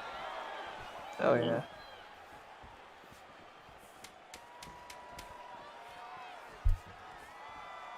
Lots of feeling out over the end of this round. Spinning elbow into the lead for Ginger to close out that first back and forth. I think that is a slight advantage to Pigeon, as the stats do suggest also, but very close round. I think this is anybody's fight with 2 more potentially on the boards, guys. Yeah, I scored that round for Nate Diaz as well. I thought it was really close. Charles Oliveira, had a few good times where he was kicking. I think he's doing his best work at kicking range, because Nate Diaz has those limp legs and doesn't really have too many kicking attacks of his own. So if he can play that distance well, he'll have a good advantage to win this fight. But I don't think that Diaz has the greatest switch stance, though. So if PigeonScout can't really start checking some of those leg kicks for that right leg, and he has to switch to another stance, then that could be bad for him. I don't know what that stamina is or the rating is on that. But, I mean, either way, still power on both hands, of course. Oh, my God. This is crazy. But Ginger gets a big rock off a moment ago, but Nate Diaz recovering. He does not have a chin that is easy to compromise for too long. Already Pigeon seems to not really be worried, but back to being composed, landing some nice beautiful boxing of his own with a lovely knockdown. Oh. This might be it here for Nate Diaz. He's falling for the armbar. Finished the fight, submission. He is all over it with the tracing, doing a good job of getting an early advantage, and that is key to getting these submissions in. Yeah, even though Charles Oliveira has a 99 submission rate, and I believe his sub D is only around a 94, so, I mean, it's compromisable with you got Nate Diaz, who also has a 94 submission rating. Yeah, and a slight stamina advantage, just to point to that as well. The escape does look like it may be imminent, but only 1 or 2 tracing is going to take it. Nope, the escape on for Ginger Ninja. I imagine this man's going to look to separate. I don't imagine too long. Is he going to want to stay down here with the submission offense that we just saw from PigeonScout? He's showing me wrong, though. Into that side saddle, now trying to get some ground and pound opportunities going for himself. Yeah, I mean, if you choose Charles Oliveira, you got to be confident in grappling. I don't think that one submission attempt off a rock is really going to damper you too much. Definitely have me a little worried, but he's trying his own submission attempts here, going for the armbar from that back-setting position. Doing a good job of tracing it himself. I know that Ginger has trained with the likes of Mikey and so on in the past, who have very, very, very dangerous submission games. Doing a great job of maintaining this, tracing it perfectly well. Anything you can do, I can do better. He says the panic is setting in for PigeonScout. This may be it. Yep. It's looking like, yeah, this is looking imminent, boys. Mr. Ginger Ninja, get him out of there. Snap or tap, baby. Nate chose snap. Oh, man. It ain't snap, just dislocated. No, I'm joking, Fucking, great win from Ginger after some early adversity. PigeonScout looking very dangerous, calm and composed up until that submission. His defense maybe waning a little bit, and that getting sunk in nicely by Ginger, who stayed composed in some very dire situations there. Yeah, for sure, man. Definitely, man. I'm proud of Ginger, man. He faced some crazy adversity, man. My man's almost got knocked out completely, and he came back, and he almost got tapped, reversed it, and tapped him. Proud of him. Good job, the Ninja. Excellent performance once again by that man right there. That does now take us on to the next one. We're going to be having 2 campmates facing off against each other. The TP guys, technical pressure. TP Lepo up against TP Tabaric. Fun fight between 2 tactical pressure fighters. Always entertaining matchups. You know I'm a bit of a sucker for those striking matchups. So I'm intrigued to see how these guys shake down, because I know that they're both very, very dangerous. I mean, I'm sure you've experienced it as well there, Pudgy and Satch, but Lepo is actually a guy that likes to hunt me on ranked. I don't know what happens. He always finds me. Every time I come on, man, he's there. He's waiting, taking my head off. So it's nice to not be the guy standing opposite for him for a change, and to be able to call this fight, but make it interesting. Oh, yeah, man. I think Lepo, man, he when he was in that the ICB camp some time ago with him and Mist, and just even being within that that camp itself, man, he definitely comes from a breed of killers. With Tabaric, I think that since he's also his new campmate as well too, man, I think that they're just going to bounce each other's ideas and strikes off. I think it should be very, very technical. Yeah, man, I'm just excited to kind of see what's going to happen after this. So, yeah. Something interesting to note. I mean, you've experienced it yourself in the past there, Pudgy, as have I, but people that you've trained with a lot, people that you're familiar with, the ins and the outs of their games, as as they're one of your training partner, they often make for the most entertaining matchups, as you don't have to have that feeling out process. You know what they have to offer, and you're trying to, just send them to hell, basically, for all of the fans at the Bay. Try to get your name out there and showcase the skills of you and your camp. These guys looking to do so now as they touch it up in the first round. Interesting picks between Gilbert Burns and Nick Diaz. Yeah, I will say though, I do like they have a lot of good members in that technical pressure camp. The only thing I will say is that, man, why does everyone gotta steal EK's logo? First it was KM, TP's rocking with it now. I'd like to see some diversity around there. Maybe it's the same graphic artist. I'm not sure what's going on, but all of them got that same decal. A similar style in terms of the actual kind of lettering, but by all means, differences nevertheless. These guys all have different campmates in the way that they actually fight, though. The technical pressure guys showing you right now, Wow, okay, Lepo going for a little bit of Hardcore. grappling. Yeah, switching him over, gonna go in with some ground and pound. I would assume Lepo's that type of guy, likes to put out the damage often and early.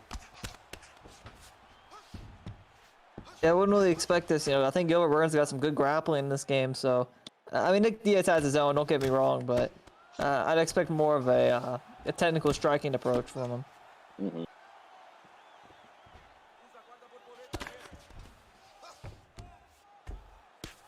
Good side control.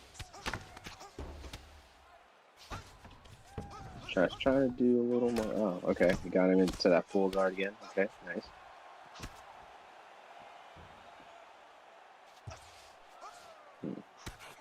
So, Sai, who do you think that's going to be the good game plan for here? If you're Tabaric on the ground here, what would you think that he would need to do? Quite honestly, I've been Tabaric this many times against Lepo in this situation, and he really does have to start to play this rubber guard game, and quite honestly, it's a good opportunity to get these reversal opportunities, or even start to raid in some ground and pound with those elbows. A lot of people underrate them, guys, and when you start to get maybe 3 or 4, and the GA is nice and high, they start to add up and chip away at that head health, but honestly, Lepo's doing a great job of staying active and just making his opponent, kind of fall into his game plan.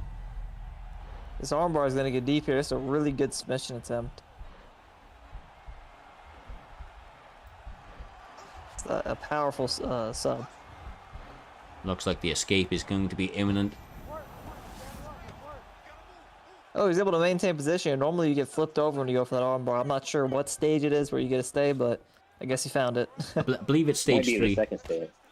Okay. Oh, gotcha. Regardless, so Nick Diaz doing a great job on the ground. Lepo showing his grappling prowess here. Just holding the good man down. Oh, second denial there. He's like, nah, get back scary. here. Back flat. Uh-oh. Nice fake. I will say, if there's more time left, I'm sure you'd be going for that Gogo Plato with Nick Diaz. That's probably the most powerful trick you can do in the game outside of the ones that are banned. So, I guess you got to be a little wary for that if he comes with that grappling approach again for the next round. Mm-hmm. I've got to give it to Nate on this one. I'm sorry, Nick. I keep, I keep messing up their damn names, bro. I'm just going to say Diaz and just call it quits. It's definitely easier not to put your foot in it that way. That's my little trick, at least. Say Diaz, brother. Say Diaz. they touch him up. Diaz, Burns now trying to step into the center. I imagine we're going to see a little bit more hands out of this one. The cardio has been excellently managed from both opponents. Tabaric looks a little bit flustered after that takedown and lots of top control. Nice duck and bodied. So you ain't slapping shit around here, boy. This ain't Stockton. Yeah, there you go. But guess what, man? That Stockton slap is a good setup for everything, bro. So I'd be careful if I was him. Ooh. I will say, though, maybe Nick Diaz trying to get that win back from his younger brother. We just saw get his arm broken, Maybe that's why we saw this Nick Diaz pick. Yeah. He's like, I will avenge you, my brother. Oh, that body rock. Oh, my God. Oh, yeah. Jeez. Same size strike straight into the body kick, going to it often and early, attacking the stamina of Lepo. Maybe trying to set up that head kick that he was throwing a moment ago as well.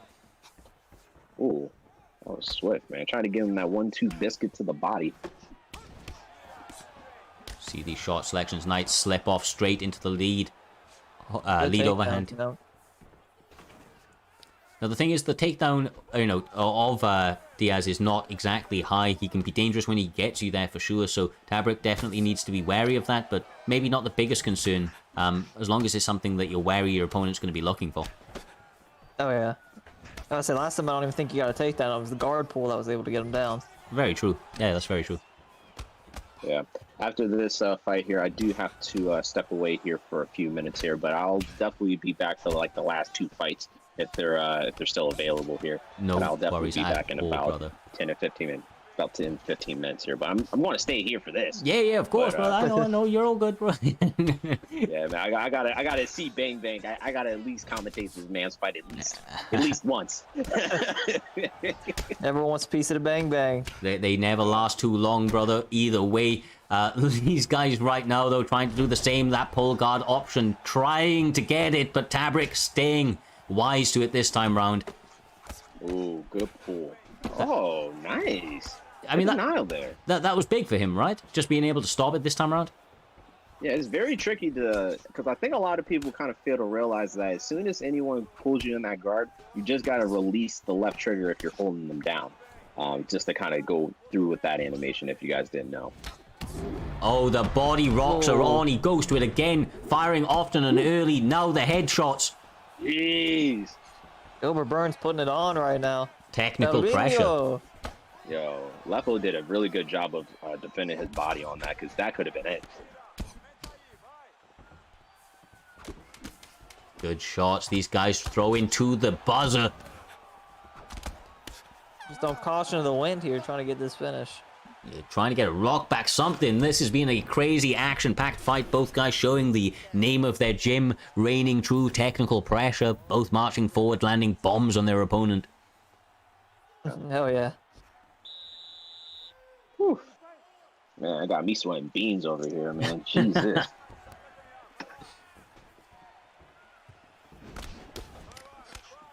Which one's getting sent to see your boy Adam? Looks like it may be Lepo. What an overhand. The spin miss. Oh, man. But he did a good job of catching that kick, though. Yeah, there's got to be something on it for Lepo here. I do believe he's the GM or the whatever you want to call it, the owner of that little camp, so you don't want to get beat with one of your underlings, you know what I'm saying? Oh, and he's trying to answer back like that, trying to big brother this one. Raining forward with shots. The head health is hurting for Tabaric. A first good round, second round was shaky. Third round, anybody's game at this stage. The back sit here.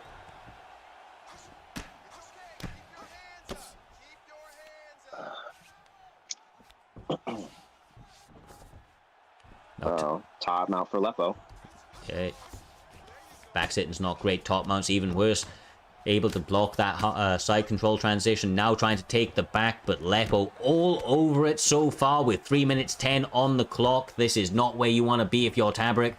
Action is needed to get yourself back to your feet as quickly as possible. Good work as he... I haven't been scoring this contest. I'm not really sure who's winning at this point, so...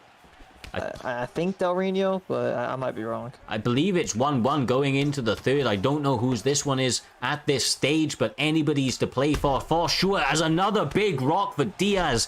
Rains on his opponent's chin. Power shots, taking a moment to compose himself. Doesn't want to eat any big shots of his own. You can see the Lepo's stamina being very, very low at this stage. Yeah, but he's striking... No, go ahead. I'm sorry, go ahead. Another big rock there. Returned it from Tabaric.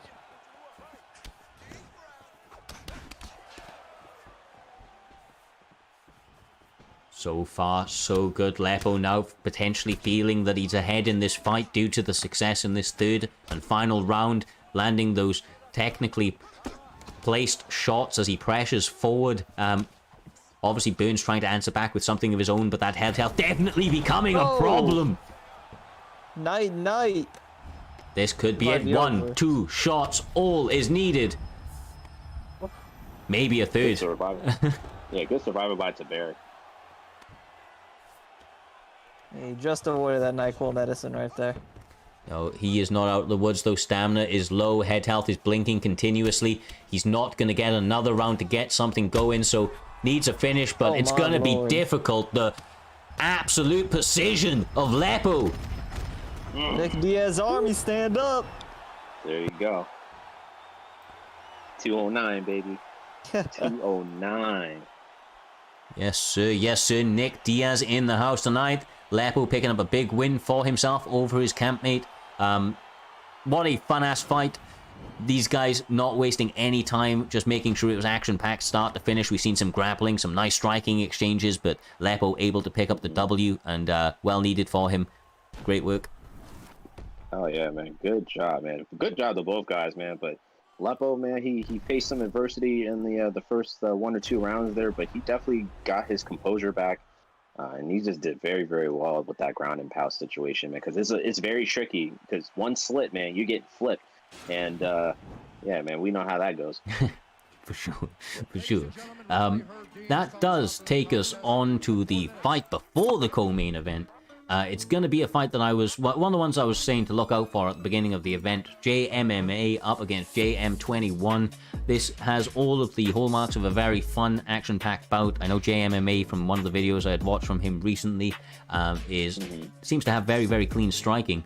I believe that we've seen JM come out and have a similar kind of style in terms of having a more of a striking-based offense, but nevertheless, we're about to see them throw down this evening. Max Holloway, Volkanovski seems to be the matchup. JM is fighting as as Max Holloway, and JMMA is fighting as Volkanovski. Yeah, both these guys have changed their names. Yeah, tongue-tied, brother. Yeah, for sure, man. Yeeticus asked, "What was the fastest knockout in primetime history? Was it the Magic? Was it the Magic Cloud?" Magical Cloud is definitely the fastest one in primetime history. Obviously, we had IFL before that, which I believe we had a slightly quicker knockout, but UFC 4 for sure. I think that's Magical Cloud's title for the taking. Yeah, man. Yeah.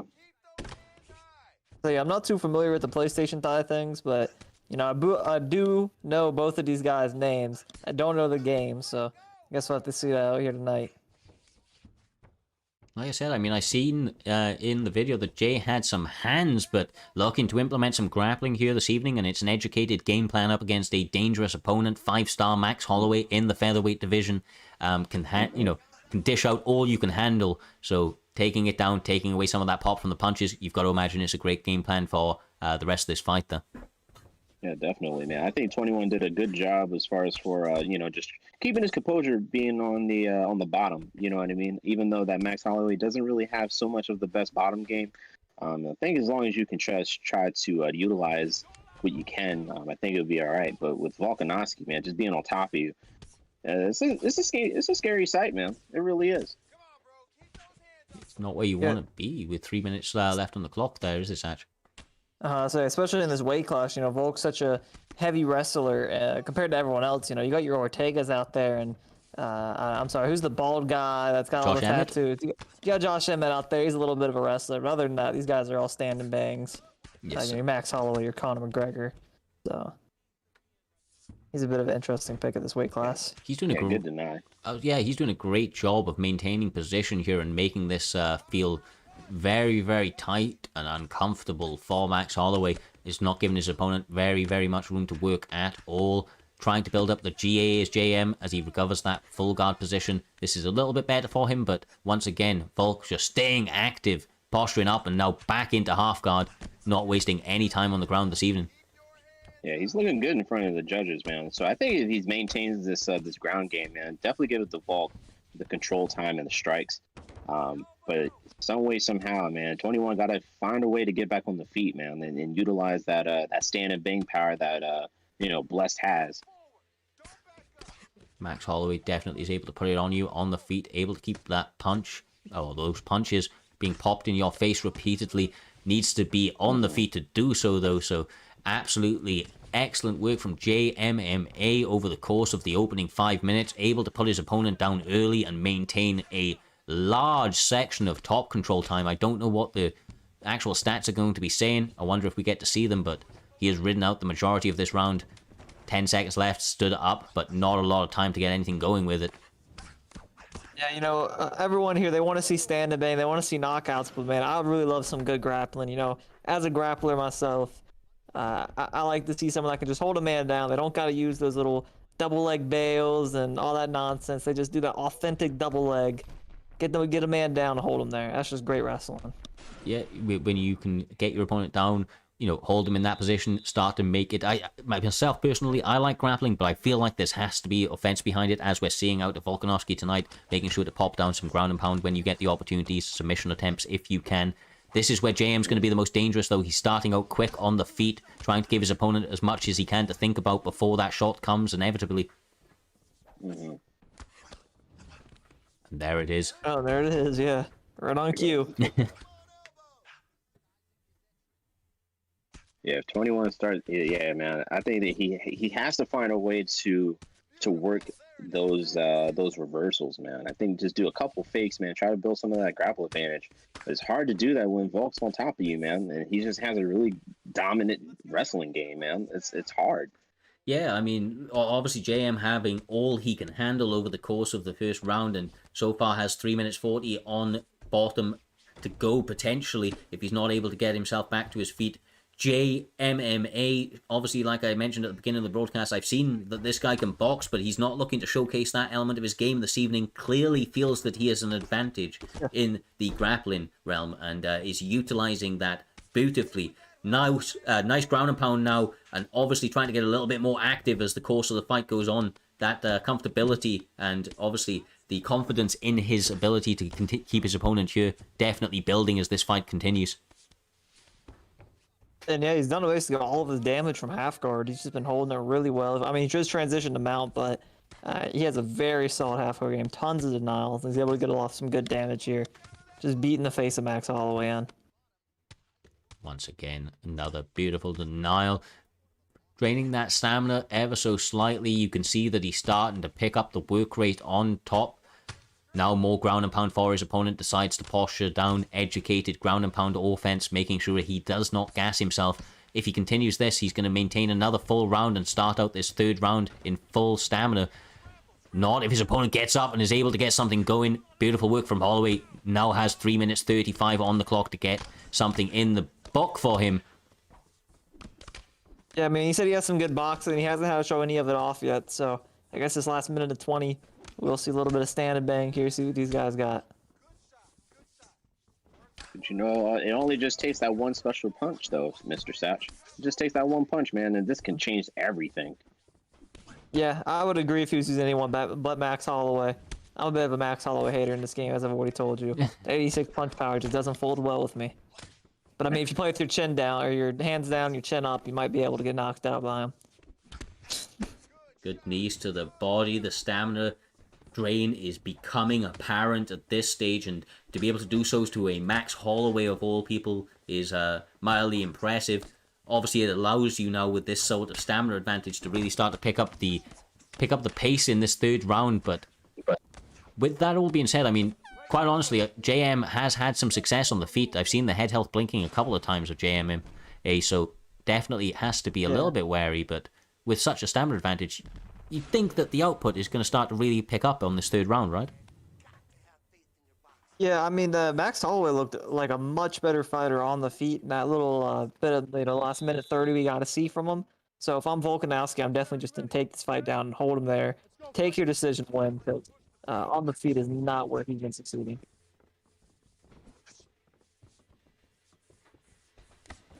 Looks like JM is trying to make the cage feel very small. Cage cutting, educated pressure by this man, not following his opponent, making sure to pressure him back up against the cage, utilizing that jab to cover some distance. That's good work by him, but he has to mind all of his P's and Q's and camp out that takedown. Make sure that he doesn't get put on his back once more.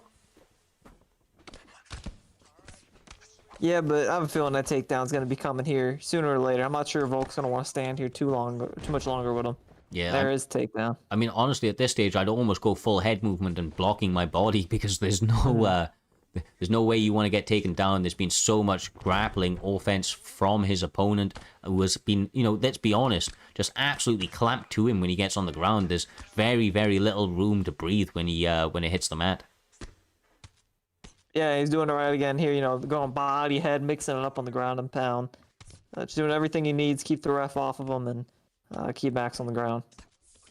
Yeah, this sort of style, it's not always going to get you the finishing. In fact, quite often it'll get you a decision win, but these styles of fights, it means that your opponent is not going to look for a finish, but just take one if an opportunity presents. And even though that may not always get you the most or the highest finish success rate, it does mean that you often have a much, much higher win percentage as a result. The path of least resistance seems to be the order for JMMA tonight, and thus far executed beautifully.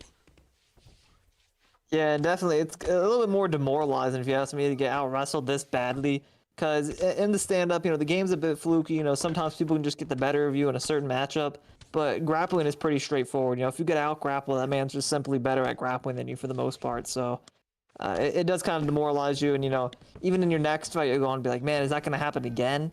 So it brings something out of people. Definitely can plant the seed of despair when you're not able to get something going. There's only 1 minute 25 on the clock, and so far the order of JMMA is grappling with plenty of degrees of striking, whether it be on the postured down. I mean, just these little bunny shots to build up GAs. He's landed, you know, some decent ground and pound when he has postured up. Maybe not as much as everybody would be, well, you know, calling for in some positions, but it's just because it's an educated game plan. He obviously rates the hands of Holloway and doesn't want to be put in a position where they can be, you know, put to full fruition on the feet. Yeah, and it's interesting to see. I'm just looking here at the Twitch chat, man. A lot of people are complaining, no, he's not doing enough damage. I mean, look at Max Holloway's stamina right now. This man is dead tired. That body is rocked. I mean, he's done more than enough damage from that ground and pound position. About as much as you can ask for, honestly. So yeah, no, I think he did a educated. great job. Yeah, very. Now pouring it on. 3 seconds, yeah. Jeez, bro. I think that Mr. JMMA, man, I think he did a very good job of just maintaining that ground control, man. Like, if you think about it, all the stamina drain was trying to get out of those attempts. And 21 really couldn't really find his way to get back up as much. I mean, there were some times, yes, but I mean, the success was just with MMA, man. I give it to my mans there. Very, very dominant performance, at least in my estimations, from a obviously JMMA. Trying to put his name on the map with these sorts of dominant performances are gonna, if he continues to rack them up, you know, there's no denying it. That was an incredibly dominant performance, and for somebody that's still very new to the promotion, to have such a strong performance, it's got to be very, very confidence building for him going forward.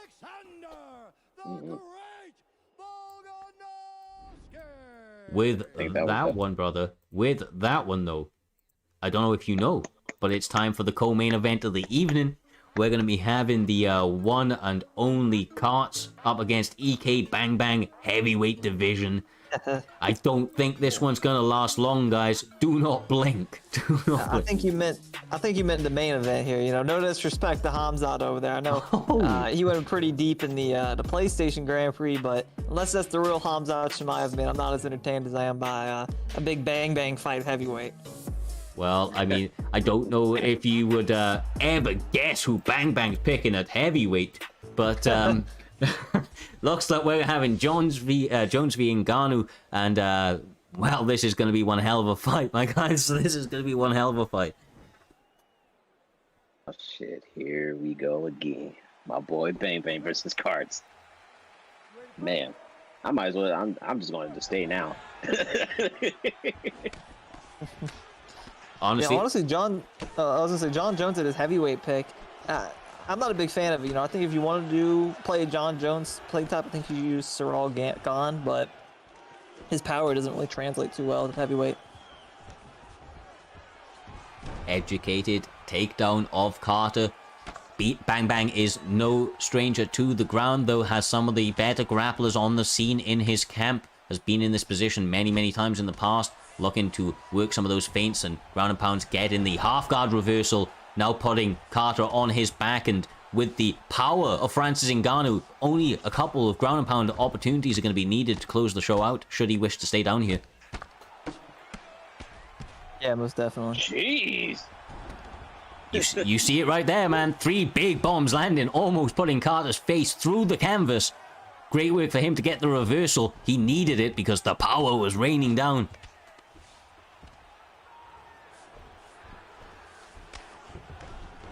I'm just wondering, like, man, just like Bang Bang's just doing a really good job of just trying to survive, just mainly on the back.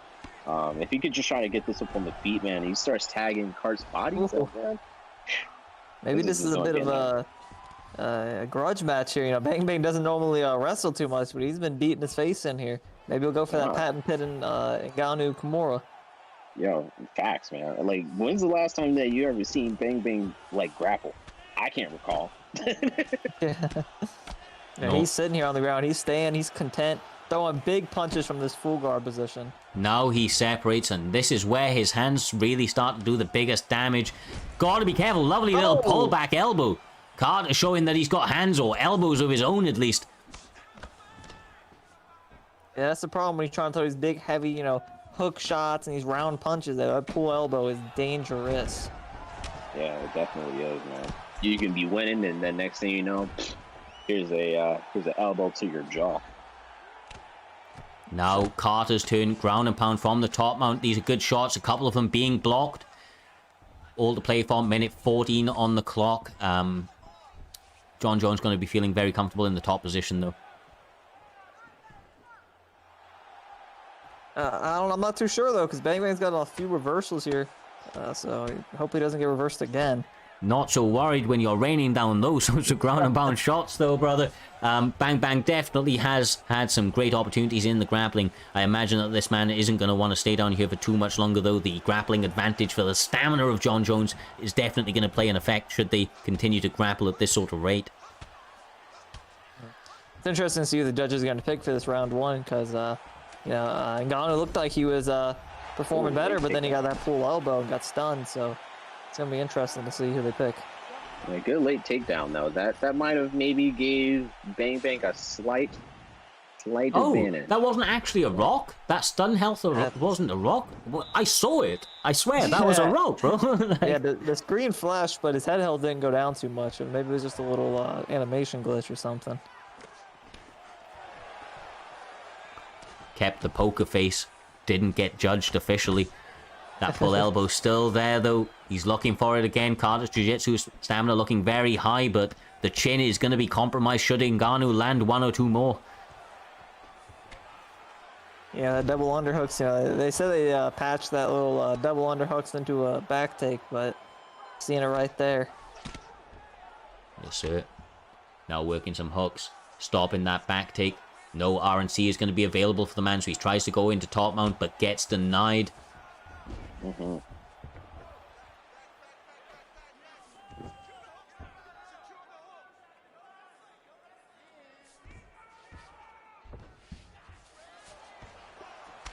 I said, here's the Kimura coming up. Francis Ngannou's got that power of Kimura. Another time. Instead. Yeah, gonna say nicely timed again. That's the second time he's gone for that technique. Second time it's been effective. Now, once again, with 3 minutes on the clock, I imagine that the separation is going to come. Going to be right on his opponent with his cage opponent up against the cage like this. Not of a lot of defensive maneuvers that are going to be available to him. Can't exactly lean back when your back's pressed against that cage. Yeah, man. Yeah, man. Bang Bang is just, man. He's just one of the fan favorites, man. I don't care, win or lose. Like, I feel like Bang Bang is the Diaz of UFC 4, man. Because win or lose, bro.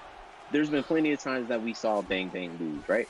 But at the end of the day, bro, Bang Bang's always here to have fun, man. That dude just knows what to do, man. And even in some of our previous scraps that we've had, man, win or lose, man. I take my losses and I take my wins on the chin. So much love to Bang Bang. Definitely some fan favorites in the league. Bang Bang and Mike Train, definitely up there. Seeing both of them fighting the same card. Yeah, for sure. Looks like Cartz is not wasting any time, though. He's trying to land some tricky stuff. Obviously catching him as he goes in. That pull elbow has been there once again. EK Bang Bang's stamina starting to be a little bit drained. Goes for the trip and the takedown.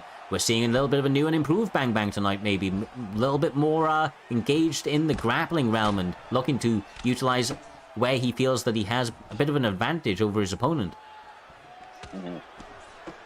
I mean, how many times have you seen Bang Bang go for a takedown? Think about it, really. Yeah, definitely. That often. Maybe he decided he doesn't want to be the fan favorite anymore. He wants to be champion, so he's elevating his game a little bit. Trying to get that mixed martial. Well, we discussed it earlier, man. We don't mind the grappling, Then Bang Bang's all about the damage. I don't mind it by any stretch. Just an observation. I think he's actually shot more takedowns tonight than he has in his entire primetime career up until this stage.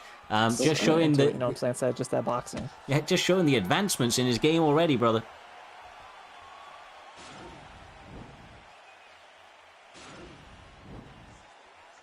I think John Jones probably took away with that second round there. So it's probably 1-1 if you ask me. I guess we're going to see.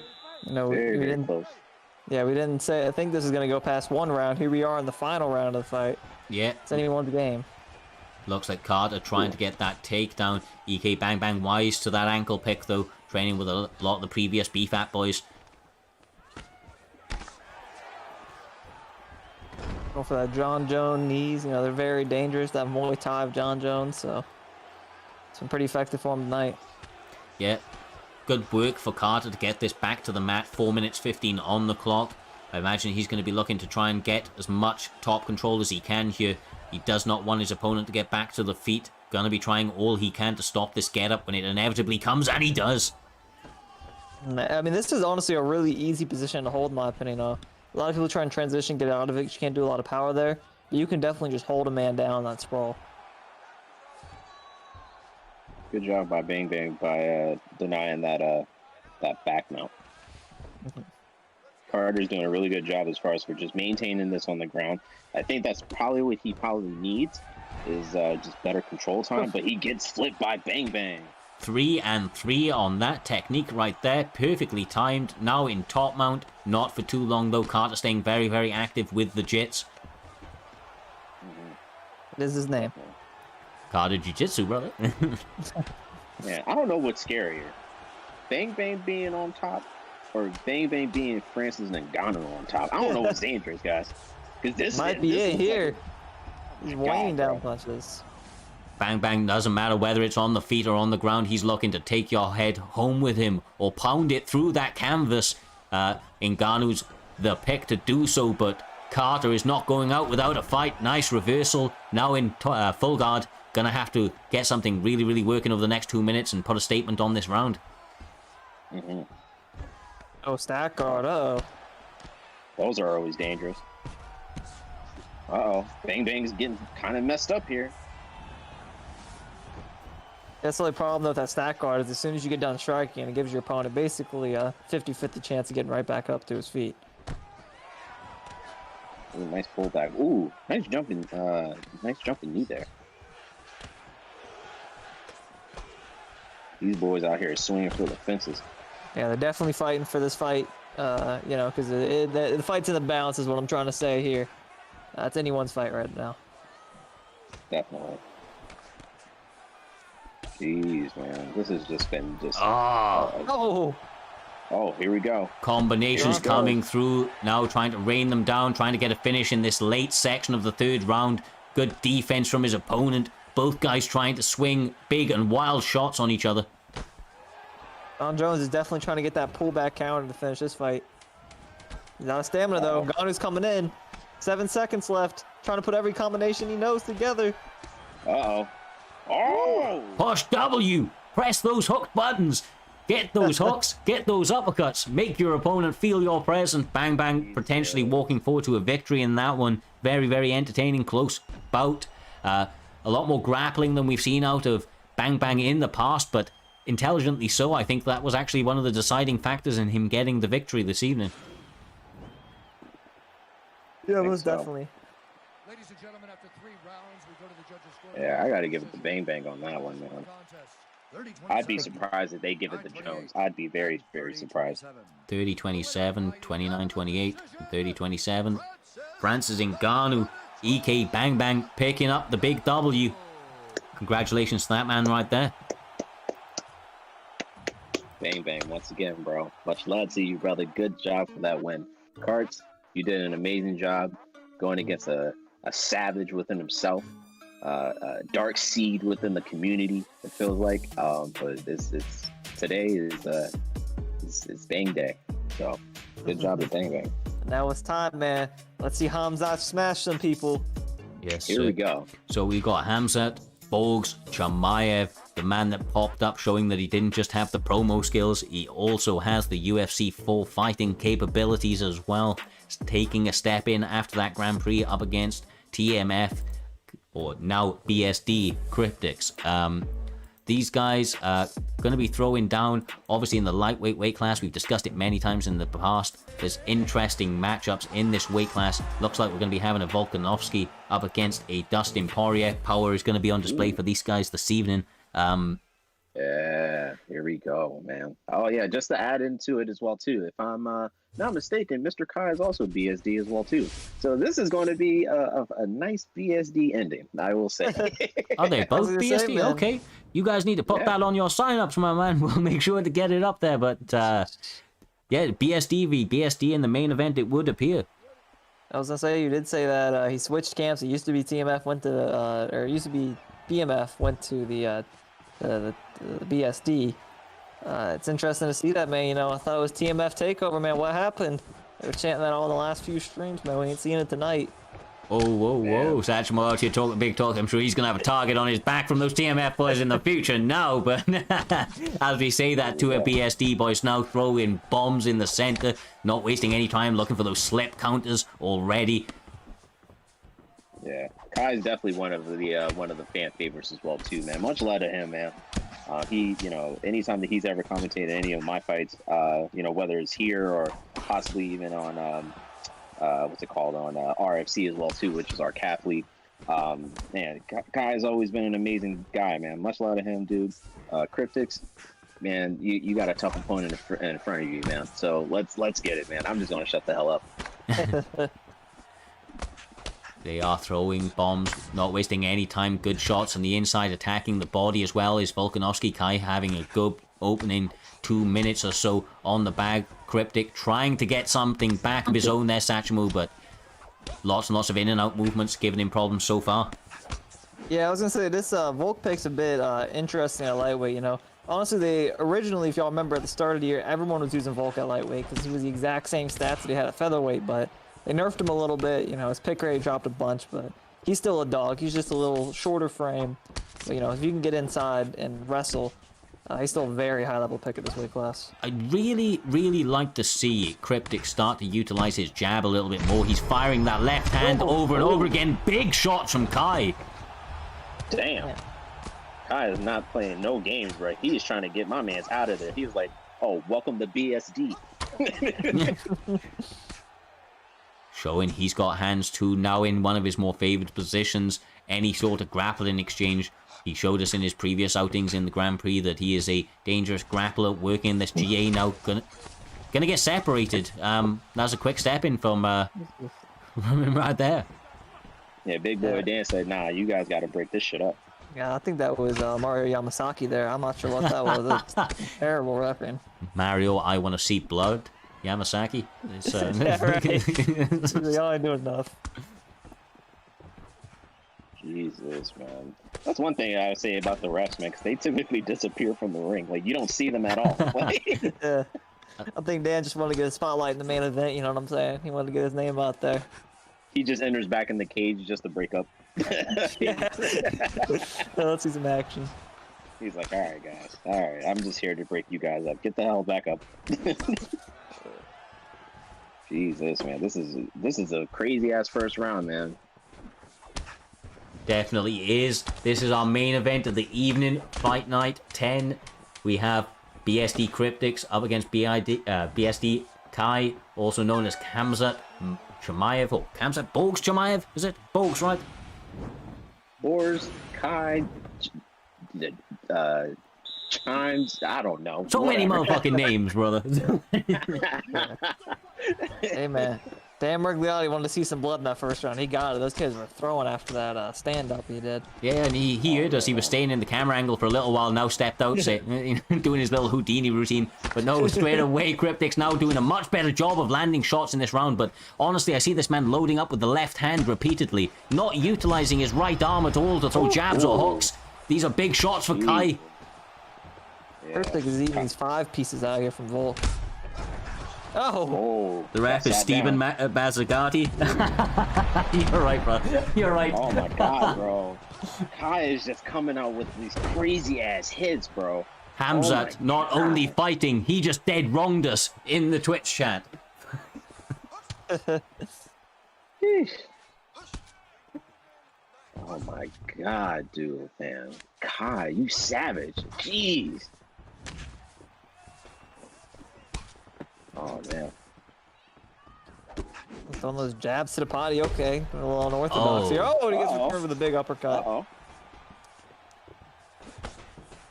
Yeah, man, this round was all Volk, but, you know, Dustin Poirier's trying to turn it on here slowly midway through the second round. Honestly, yeah, man, that left hand is golden. Whoa! Volk just This is it. He's powering through. Uh-oh. This ain't looking good for Cryptic.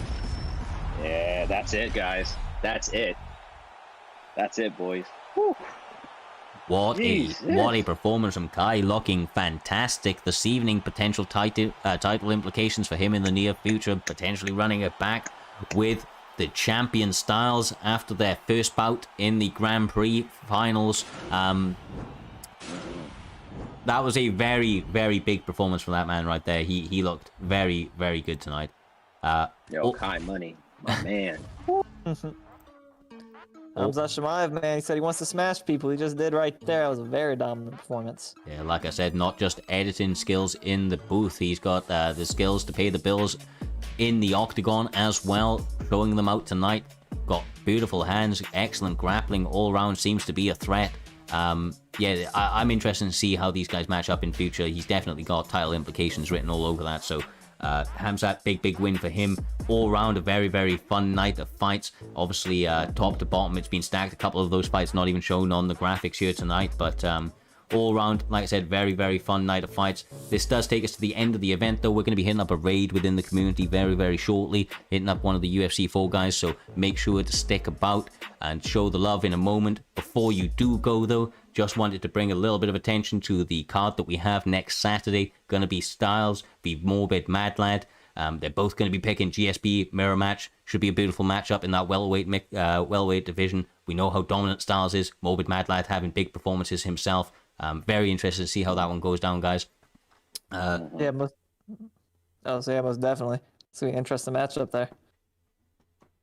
With Styles, Morbid, let's get it. Oh man. Yes, sir. Yes, sir. You know how dangerous both guys are. Styles with the grappling, Morbid Mad Lad showed to be an all-round fighter. Definitely interested. 2:30 Eastern Time Saturday. Until then, stay safe. Much love. It's been a pleasure calling the fight with you guys tonight. Cannot wait to do the next one. Yep. Much love to you, man. Thank you for having me back on here again, man. Shout out to everybody who's in the chat.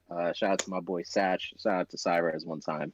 Much love to these guys. If you guys are not following the channel, you guys actually should be. Yeah, and that's how I'm going to leave it as. All right, shout out my mama. I'm out.